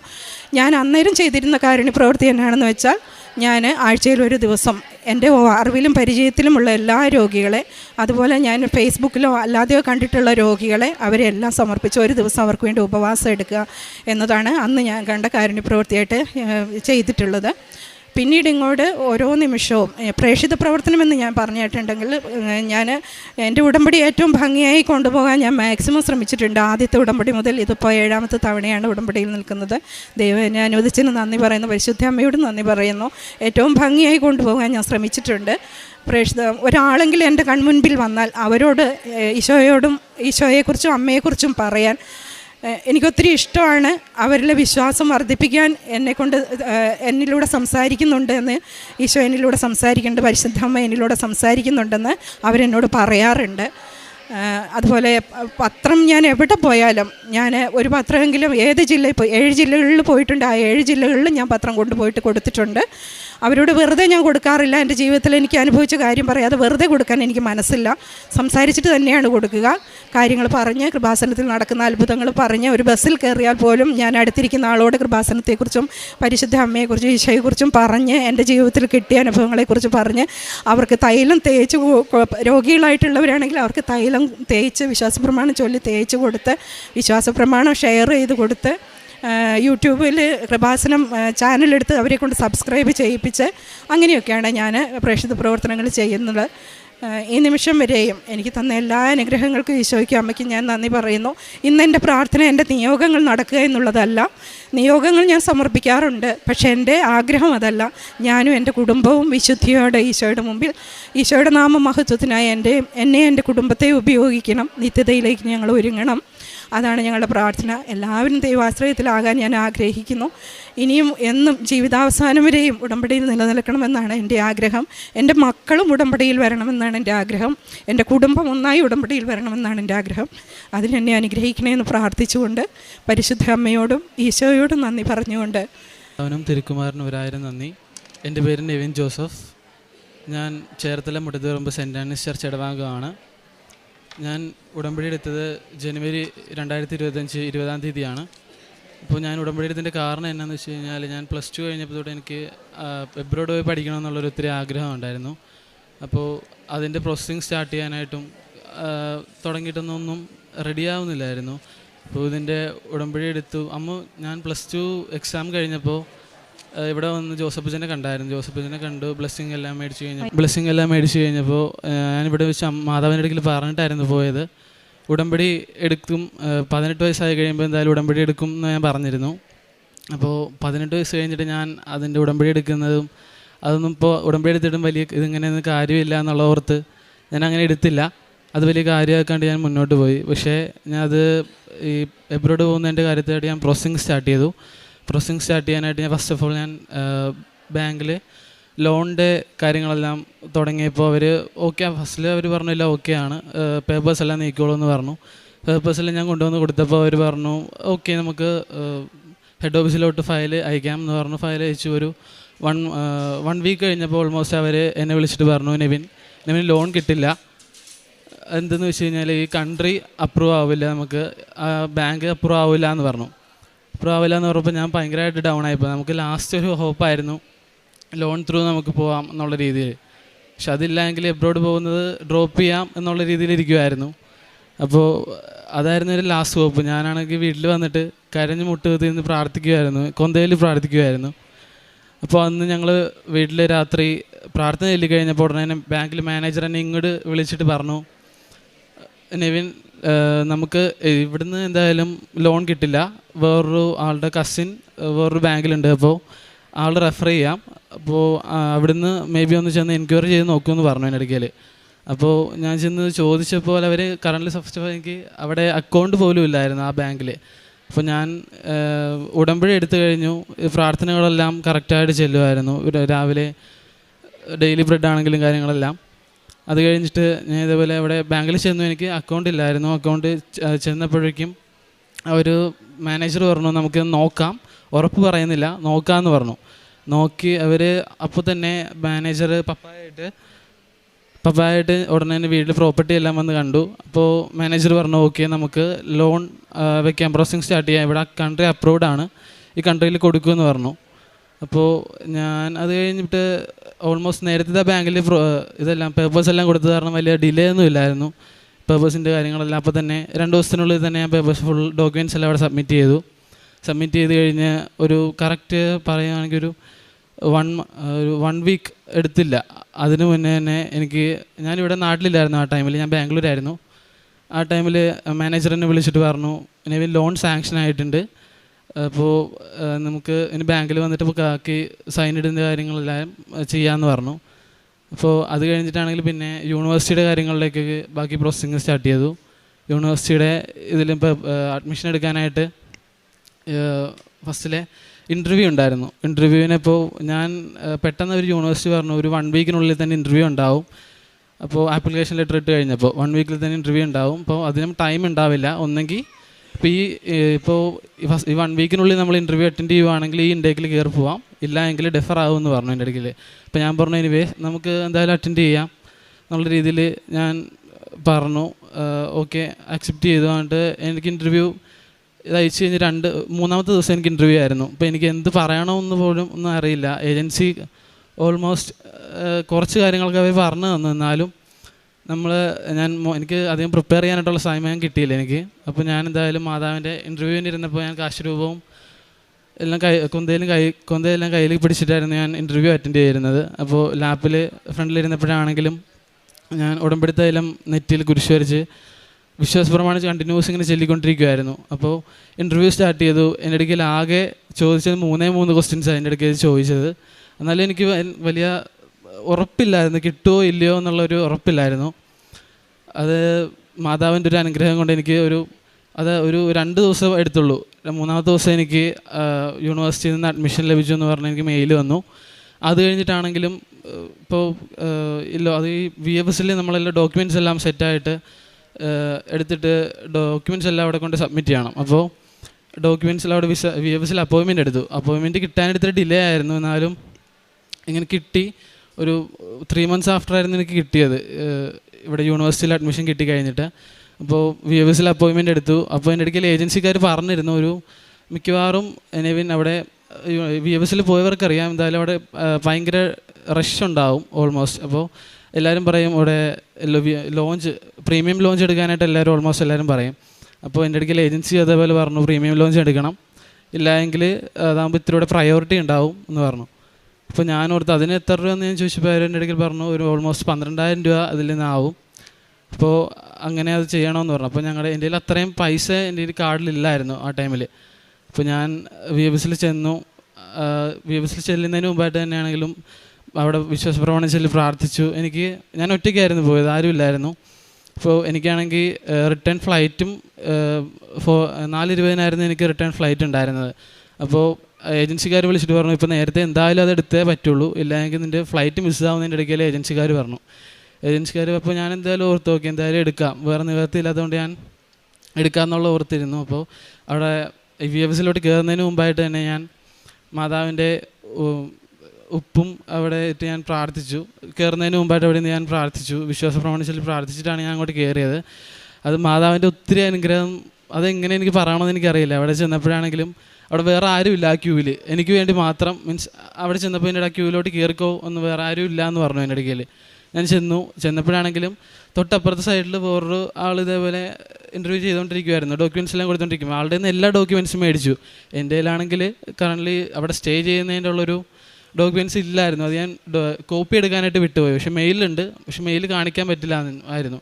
അപ്പോൾ കയ്യിലായിരുന്നു ഉണ്ടായിരുന്നത്. അപ്പോൾ അത് എനിക്കൊരു ഉറപ്പില്ലായിരുന്നു. പക്ഷേ അത് ഫിക്സഡ് ആയിട്ടുള്ളൊരു സ്റ്റേ ആവില്ലായിരുന്നു. ജസ്റ്റ് യൂണിവേഴ്സിറ്റി ഡോർമെറ്ററി പ്രൊവൈഡ് ചെയ്യുന്നുണ്ട് എന്നുള്ളൊരു ജസ്റ്റ് മാത്രമായിരുന്നു ഒരു ഉണ്ടായിരുന്നത്, അവർ മെയിൽ അയച്ചിരുന്നത്. അപ്പോൾ അവിടെയാണെങ്കിൽ തന്നെ എൻ്റെ അടുക്കൽ ആകെ ഞാൻ ഇപ്പുറത്തുള്ളൊരു വേറൊരു ചേട്ടൻ്റെ അടുക്കൽ കുറേ ഡോക്യുമെൻറ്റ്സും കാര്യങ്ങളെല്ലാം എവിടെയാണ് എന്നുള്ള കുറേ ഇങ്ങനെ ചോദിക്കുന്നുണ്ട്, ടഫായിട്ടുള്ള കാര്യങ്ങളെല്ലാം ചോദിക്കുന്നുണ്ടായിരുന്നു. എന്നിട്ട് പുള്ളി അടുക്കൽ പറഞ്ഞു പൊക്കോ എന്ന് പറഞ്ഞു വിട്ടു. അപ്പം ഞാൻ ഭയങ്കരമായിട്ട് പാനിക്കായി. എൻ്റെ കയ്യിൽ ഒരു ഡോക്യുമെൻ്റ് ഇല്ലെങ്കിലും അറിയായിരിക്കും, ഓൾമോസ്റ്റ് പോയവർക്ക് എല്ലാവർക്കും അറിയായിരിക്കും ഒരു ഡോക്യുമെൻ്റ് ഇല്ലെങ്കിൽ തന്നെ എന്തായിരിക്കും അവരുടെ ഒരു ബുദ്ധിമുട്ടെന്ന്. അപ്പോൾ അവിടെ തന്നെയാണെങ്കിലും എനിക്ക് വേറൊന്നും ഞാൻ ആ ടൈമിൽ എൻ്റെ മൈൻഡിൽ വരുന്നില്ല. ഞാൻ വിശ്വാസപ്രമാണം കണ്ടിന്യൂസ് ഇങ്ങനെ ചൊല്ലിക്കൊണ്ടിരിക്കുക. അവിടെ ഫ്രണ്ടിൽ ആളിന്ന് ചോദിക്കുകയാണ്. അപ്പോൾ എൻ്റെ അടുക്കൽ അവിടെയാണെങ്കിൽ ആകെ ചോദിച്ചത് അതെനിക്ക് ഒത്തിരി ഭയങ്കര ഒരു അത്ഭുതം. ഞാൻ ആൾക്കാരുടെ അടുക്കൽ ഇപ്പോൾ കൂട്ടുകാരുടെ അടുക്കൽ പറയുമ്പോഴാണെങ്കിൽ ആരും വിശ്വസിച്ചിട്ടില്ല ഇതുവരെ. അപ്പോൾ ഞാൻ ഇടയ്ക്കൽ ആകെ ചോദിച്ചത് ഇതേപോലെ ഒരു 4 ഡോക്യുമെൻറ്റ് മാത്രമാണ് എൻ്റെ അടുക്കൽ ചോദിച്ചത്. പാസ്പോർട്ടും പിന്നെ VFSലെ അപ്പോയിൻമെൻറ്റും കൊടുത്ത് മീഡിയേഷൻ ലെറ്ററും യൂണിവേഴ്സിറ്റിയിലെ അക്സെപ്റ്റൻസ് ലെറ്ററും, ഇത് മാത്രമായിരുന്നു എൻ്റെ അടുക്കൽ ചോദിച്ചത്. അതെനിക്ക് അത് ഭയങ്കര വലിയൊരു അനുഗ്രഹമായിരുന്നു. ഓൾമോസ്റ്റ് ഇവിടെ പോയവർക്ക് എല്ലാവർക്കും അറിയാം എന്തോരം ഡോക്യുമെൻറ്റ്സാണ് നമ്മൾ അന്നേരം പോകുമ്പോൾ ക്യാരി ചെയ്യുന്നതെന്ന്. എൻ്റെ ഫയലിലാണെങ്കിൽ ഒരു നിറച്ച ഡോക്യുമെൻറ്റ്സ് ആയിരുന്നു എൻ്റെ കയ്യിലുണ്ടായിരുന്നത്. 1 and same അങ്ങനെ പറഞ്ഞ് കുറേ ഡോക്യുമെൻറ്റ്സും കാര്യങ്ങളെല്ലാം ഉണ്ടായിരുന്നു. ഇത് കഴിഞ്ഞിട്ടാണെങ്കിൽ അവിടെ സബ്മിറ്റ് ചെയ്തു, തിരിച്ചു വന്നു. കറക്റ്റ് അവർ പറഞ്ഞിരുന്നത് നമുക്ക് ഇവിടെ ലിത്വാനിയ എന്ന് പറയുന്നൊരു കൺട്രിയിലായിരുന്നു ഞാൻ പോകാനായിട്ടിരിക്കുന്നത്. അപ്പോൾ ആ കൺട്രിയിൽ പാസ്പോർട്ടിൽ വിസ സ്റ്റാമ്പ് ചെയ്യില്ല, അതിന് ഒരു TRP കാർഡാണ് നമുക്ക് ലഭിക്കുന്നത്. അപ്പോൾ ആ കാർഡ് വരാനായിട്ട് അവർ പറഞ്ഞിരുന്നത് 45 വർക്കിംഗ് ഡേയ്സ് എന്നായിരുന്നു പറഞ്ഞിരുന്നത്. അപ്പോൾ എനിക്ക് 45 വർക്കിംഗ് ഡേയ്സിന് പകരം 3 മാസം കഴിഞ്ഞു, 4ാമത്തെ മാസമായി, എനിക്ക് വരുന്നില്ല. അപ്പോൾ ഞാൻ ഏജൻസിയിലേക്ക് സ്ഥിരം ഇങ്ങനെ വിളിക്കും, ചോദിക്കുമായിരുന്നു എന്തായി, എന്തെങ്കിലും അപ്ഡേറ്റ്സ് ഉണ്ടോ എന്നുള്ള കാര്യങ്ങൾ ചോദിക്കുമായിരുന്നു. പക്ഷേ ഏജൻസി പറയുന്നത് നമുക്കൊന്നും ചെയ്യാനില്ല, അവിടെ മൈഗ്രേഷൻ ഡിപ്പാർട്ട്മെൻറ്റിന് മാത്രമേ നമുക്ക് എന്തെങ്കിലും മെയിൽ വന്നെങ്കിൽ മാത്രമേ നമുക്ക് VFSൽ ചെന്ന് എന്തെങ്കിലും ഡോക്യുമെൻറ്റ് കളക്ട് ചെയ്യാൻ പറ്റുള്ളൂ എന്നിടയ്ക്കിൽ പറഞ്ഞു. അപ്പോൾ എനിക്ക് വേറൊരു ഓപ്ഷൻ ഇല്ല. ഇതിപ്പോൾ എനിക്ക് സെപ്റ്റംബറിൽ ക്ലാസ് 15-ാം തീയതി ക്ലാസ് തുടങ്ങും. അപ്പോൾ 12-ാം തീയതി അവിടെ റിപ്പോർട്ട് ചെയ്യുകയും വേണം സെപ്റ്റംബറിൽ. അപ്പോൾ ഈ കഴിഞ്ഞ ഇത്ര നാളായിട്ട് എനിക്ക് വരുന്നില്ലായിരുന്നു, TRP കാർഡൊന്നും അതിൻ്റെ മെയിലൊന്നും വരുന്നില്ലായിരുന്നു. ഞങ്ങളെല്ലാ ദിവസവും ഞാൻ നേരത്തെ എങ്ങനെയെന്ന് വെച്ച് കഴിഞ്ഞാൽ കുടുംബ പ്രാർത്ഥനകളൊന്നും വലിയ രീതിക്ക് ഉണ്ടാവത്തില്ല. ഞാൻ ആ ടൈം ആകുമ്പോൾ ഇവർ പ്രാർത്ഥനയിൽ ഇരുന്ന സമയത്ത് ഞാൻ ആ ഫ്രണ്ട്സായിട്ട് ഇങ്ങനെ എവിടെയെങ്കിലും പുറത്തോട്ടൊക്കെ പോകും. വലിയ രീതിക്ക് എനിക്ക് അങ്ങനെ ഇതിലൊന്നും അവിടെ അറ്റൻഡ് ചെയ്യാറില്ലായിരുന്നു, പ്രാർത്ഥനകളൊന്നും ഞാൻ വരാറില്ലായിരുന്നു. പക്ഷേ ഈ ഉടമ്പടി എടുത്തതിൽ പിന്നെ ഞാൻ ഈ കൊന്തയിൽ നിന്ന് കാര്യങ്ങളൊക്കെ ആണെങ്കിൽ ഒരു കുടുംബ പ്രാർത്ഥന കൂടാതെ ഞാൻ 10-12 പ്രാവശ്യമൊക്കെ ജപമാല ചൊല്ലി പ്രാർത്ഥിക്കുമായിരുന്നു ഇവിടെ വീട്ടിലിരുന്ന്. അപ്പോൾ അതിൻ്റെ ഫലമായിട്ട് എനിക്ക് കഴിഞ്ഞ ചൊവ്വാഴ്ച എനിക്ക് TRP കാർഡ് വന്നു. ഇതാണ്ട് കാർഡ്. അപ്പോൾ എനിക്ക് 15-ാം തീയതി ക്ലാസ് തുടങ്ങും. അപ്പോൾ എൻ്റെ 12-ാം തീയതി എനിക്ക് അവിടെ കയറിയാൽ മതിയാവും, എൻട്രി ഉണ്ട്. അപ്പോൾ അതും തൊട്ട് എൻട്രി തുടങ്ങും. പിന്നെ എനിക്ക് ഇതിനായിട്ട് ബന്ധപ്പെട്ട് തന്നെ കുറേ ഡിഫിക്കൽട്ടീസൊക്കെ ഉണ്ടായിട്ടുണ്ടായിരുന്നു. ഈ VFSലെ കാര്യങ്ങളാണെങ്കിലും ഈ TRP കാർഡ് കിട്ടാനായിട്ടാണെങ്കിലും ഭയങ്കര പാടായിരുന്നു. അപ്പോൾ എനിക്ക് വേറൊരു ആഗ്രഹം ഉണ്ടായിരുന്നത് എന്നാന്ന് വെച്ചാൽ എനിക്ക് ഞങ്ങളുടെ പള്ളിയുടെ റീസെൻ്റ്ലി ലാസ്റ്റ് വീക്കായിരുന്നു ഞങ്ങളുടെ പള്ളിയുടെ വെഞ്ചിരിപ്പ്. പുതുക്കി പണി കഴിഞ്ഞിട്ട് വെഞ്ചിരിപ്പായിരുന്നു. അപ്പോൾ അത് കഴിഞ്ഞിട്ട് ഈ നാളെ പള്ളിയിൽ പുതിയ പെരുന്നാളാണ് പുതിയ പള്ളിയിൽ. അപ്പോൾ ഞാൻ പള്ളിയിൽ അത്യാവശ്യം CLCയിലൊക്കെ ആക്റ്റീവായിരുന്നു. അപ്പോൾ ഞാൻ പള്ളിയിൽ കീബോർഡിസ്റ്റാണ്. അപ്പോൾ എനിക്ക് ലാസ്റ്റായിട്ടൊന്ന് പള്ളിയിൽ കുർബാന കൂടിയിട്ട് എനിക്കൊന്ന് പോകണം, പുതിയ പള്ളിയിൽ പെരുന്നാൾ കുർബാന കൂടിയിട്ട് പോകണം എന്നൊരു ആഗ്രഹം ഉണ്ടായിരുന്നു. അത് മാതാവിൻ്റെ അടുത്ത് ഞാൻ എപ്പോഴും പ്രാർത്ഥിക്കുമായിരുന്നു. ഒരു ജപമാലയിൽ എപ്പോഴും പ്രാർത്ഥിക്കും, എനിക്ക് ഒരു കുർബാന കൂടിയിട്ടെങ്കിലും പോകണം, പുതിയ പള്ളിയിൽ കുർബാന കൂടിയിട്ട് എങ്ങനെയും പോകണം എന്നുള്ള രീതിയിൽ പ്രാർത്ഥിക്കുമായിരുന്നു. അപ്പോൾ അതിൻ്റെ ഫലമായിട്ട് ഞാൻ പ്രാർത്ഥിച്ചതിന് പരമായിട്ട് എനിക്ക് മാതാവിൻ്റെ പിറവി തിരുനാളിൻ്റെ തന്നെ, അതായത് തിങ്കളാഴ്ച 5:20 ഞാൻ ലിത്വാനിയയ്ക്ക് പോവുകയാണ്. അപ്പോൾ ഇത്രയും അനുഗ്രഹങ്ങൾ തന്ന മാതാവിന് തിരുക്കുമാരന് 1000 നന്ദി. ഞാൻ കാരുണ്യ പ്രവൃത്തികളായിട്ട് ചേരുന്നത് ഇവിടെ ഓൾഡ് ഏജ് ഹോമിലൊക്കെ അമ്മയായിട്ട് പോകുമായിരുന്നു. പിന്നെ ഇവിടെ ഒരു നേരത്തെ ഫുഡ് വീക്കിലി ടൈസ് ഞാൻ കൊടുക്കുമായിരുന്നു ഇവിടെ. പിന്നെ പത്രങ്ങൾ ഞാനും അമ്മയും കൂടെ, അമ്മയും ഉടമ്പടി എടുത്തതാണ്. അപ്പോൾ ഞാനും അമ്മയും കൂടെ പത്രം ഇവിടെ നേരെ മേടിച്ചു, നേരെ ഓട്ടോ സ്റ്റാൻഡിലും പിന്നെ ഹോസ്പിറ്റൽസിലൊക്കെ ആയിട്ട് ഞങ്ങൾ കൊണ്ടുപോയി കൊടുക്കുമായിരുന്നു. ഞാൻ ഉടമ്പടി എടുത്തത് 2023 മാർച്ച് 6-ാം തീയതിയാണ്. മോൻ്റെ ഒരു കാര്യം ആണ് മെയിനായിട്ട് ഞങ്ങൾ വെച്ചിരുന്നത്. പിന്നെ അതുകൂടാതെ തന്നെ എൻ്റെ ഹസ്ബൻഡിന് വയറിൽ ചെറിയ പ്രശ്നങ്ങളൊക്കെ ഉണ്ടായിരുന്നു. അതായത് വയറുവേദനയും ഗ്യാസ് കയറിയിട്ട് ഭയങ്കര പ്രശ്നങ്ങളായിരുന്നു. മെഡിക്കൽ കോളേജിൽ കൊണ്ട് കാണിച്ചപ്പോൾ അവർ പല ടെസ്റ്റുകളൊക്കെ ചെയ്യാൻ പറഞ്ഞു. അത് ചെയ്ത് കഴിഞ്ഞപ്പോഴത്തേക്കും എന്നും ഉടമ്പടി തൈലവും പിന്നെ രാവിലത്തെ പ്രാർത്ഥനയും 5:30 പ്രാർത്ഥനയും എല്ലാം എല്ലാ ദിവസവും ഞങ്ങൾ കൂടുമായിരുന്നു എല്ലാവരും കൂടെ. അങ്ങനെ നിൽക്കുന്ന സമയത്താണ് ഈ സംഭവം ഇങ്ങനെ ഉണ്ടായത്. എന്നിട്ട് വെയിറ്റ് കുറയുന്നപ്പോൾ CT സ്കാൻ എടുക്കണം എന്നങ്ങനെ ഡോക്ടർ പറഞ്ഞു. എന്നാലും ഞാൻ പറഞ്ഞു എന്തായാലും എടുക്ക്, ഒരു കുഴപ്പവും ഉണ്ടാകത്തില്ല, മാതാവിൻ്റെ ഉപ്പും വ്യഞ്ചരിച്ച വസ്തുക്കൾ ഉപയോഗിക്കുന്നതുകൊണ്ട് എന്താണേലും ഒരു കുഴപ്പവും ഉണ്ടാകത്തില്ല, പോയി ടെസ്റ്റ് ചെയ്തിട്ട് ഡോക്ടറെ ഒന്ന് കൊണ്ട് കാണിക്കുമെന്ന് പറയും. ഡോക്ടർ ബ്ലഡൊക്കെ ടെസ്റ്റ് ചെയ്യാൻ ആദ്യം പറഞ്ഞിരുന്നു. ബ്ലഡ് ടെസ്റ്റ് ചെയ്തപ്പോഴും പിന്നെ വീണ്ടും അത് പിന്നെയും അങ്ങനെ ഉണ്ടായി കഴിഞ്ഞപ്പോഴത്തേന് പിന്നെ അവർ പറഞ്ഞതാണ് CT സ്കാൻ എടുക്കാൻ പറഞ്ഞത്. CT സ്കാൻ എടുത്തപ്പോഴും ഞാൻ പറഞ്ഞു ഒന്നും വരത്തില്ല, എന്താണേലും എല്ലാ ദിവസവും ഡെയിലി ബ്രെഡ് കൂടാറുണ്ട്, പിന്നെ ധ്യാനം എല്ലാ ആഴ്ചകളിലും മുടങ്ങാതെ ഞങ്ങളെല്ലാവരും ധ്യാനം കൂടാറുണ്ട്, അമ്മ ഒഴികെ. അമ്മ പ്രായമായതുകൊണ്ട് അങ്ങനെ മുഴുവൻ കൂടാറില്ല. അപ്പം അങ്ങനെ എൻ്റെ ജീവിത പങ്കാളിയുടെ കാര്യം പറഞ്ഞത് തീർന്നില്ല. അപ്പോൾ അങ്ങനെ CT സ്കാൻ എടുത്തു കഴിഞ്ഞപ്പോഴത്തേനും പറഞ്ഞു വേറെ ഒരു പ്രശ്നങ്ങളുമില്ല, ഒന്നുകൊണ്ടും പേടിക്കേണ്ട, പിന്നെ മാതാവിൻ്റെ ഉപ്പും തൈലവും എല്ലാം വ്യഞ്ചരിച്ച വസ്തുക്കളെല്ലാം എല്ലാ ദിവസവും കഴിക്കുന്നതുകൊണ്ട് വേറെ ഒരു പ്രശ്നങ്ങളും ഇല്ലയെന്ന് ഡോക്ടർ പറഞ്ഞു. ഇത്രയും അനുഗ്രഹങ്ങളെല്ലാം തന്ന മാതാവിനും ഈശോയ്ക്കും കോടാനുകൂടി നന്ദി അർപ്പിച്ചുകൊണ്ട്. പിന്നെ എൻ്റെ പ്രേക്ഷിത പ്രവർത്തനം എന്ന് പറഞ്ഞാൽ കൊച്ചു പറഞ്ഞു കഴിഞ്ഞു. ഞാനാണെങ്കിൽ ഞങ്ങളുടെ തൊട്ടടുത്ത് തന്നെ ഓൾഡ് ഹോമുണ്ട്. അവിടെ ഞാൻ പോയി അവരുടെ ശുശ്രൂഷകളെല്ലാം തന്നെ ചെയ്യും. അവരെ കുളിപ്പിക്കും, അവരുടെ വസ്ത്രങ്ങളെല്ലാം കഴുകി കൊടുക്കും, മൂത്രത്തുണികളെല്ലാം. അതിനൊന്നും എനിക്കൊരു മടിയില്ല.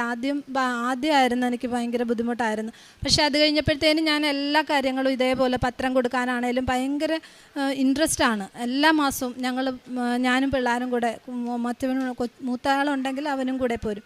അങ്ങനെ ഞങ്ങൾ വന്ന് പത്രം വാങ്ങിച്ച് വിശുദ്ധ തൈലം പിന്നെ കുരിശ് വരച്ചിട്ട് വിശ്വാസ പ്രമാണം ചൊല്ലി ഓരോരുത്തരോടും ഞങ്ങളുടെ അനുഭവങ്ങൾ ഓരോന്ന് പറഞ്ഞിട്ടാണ് അവർക്ക് കൊടുക്കാറ്.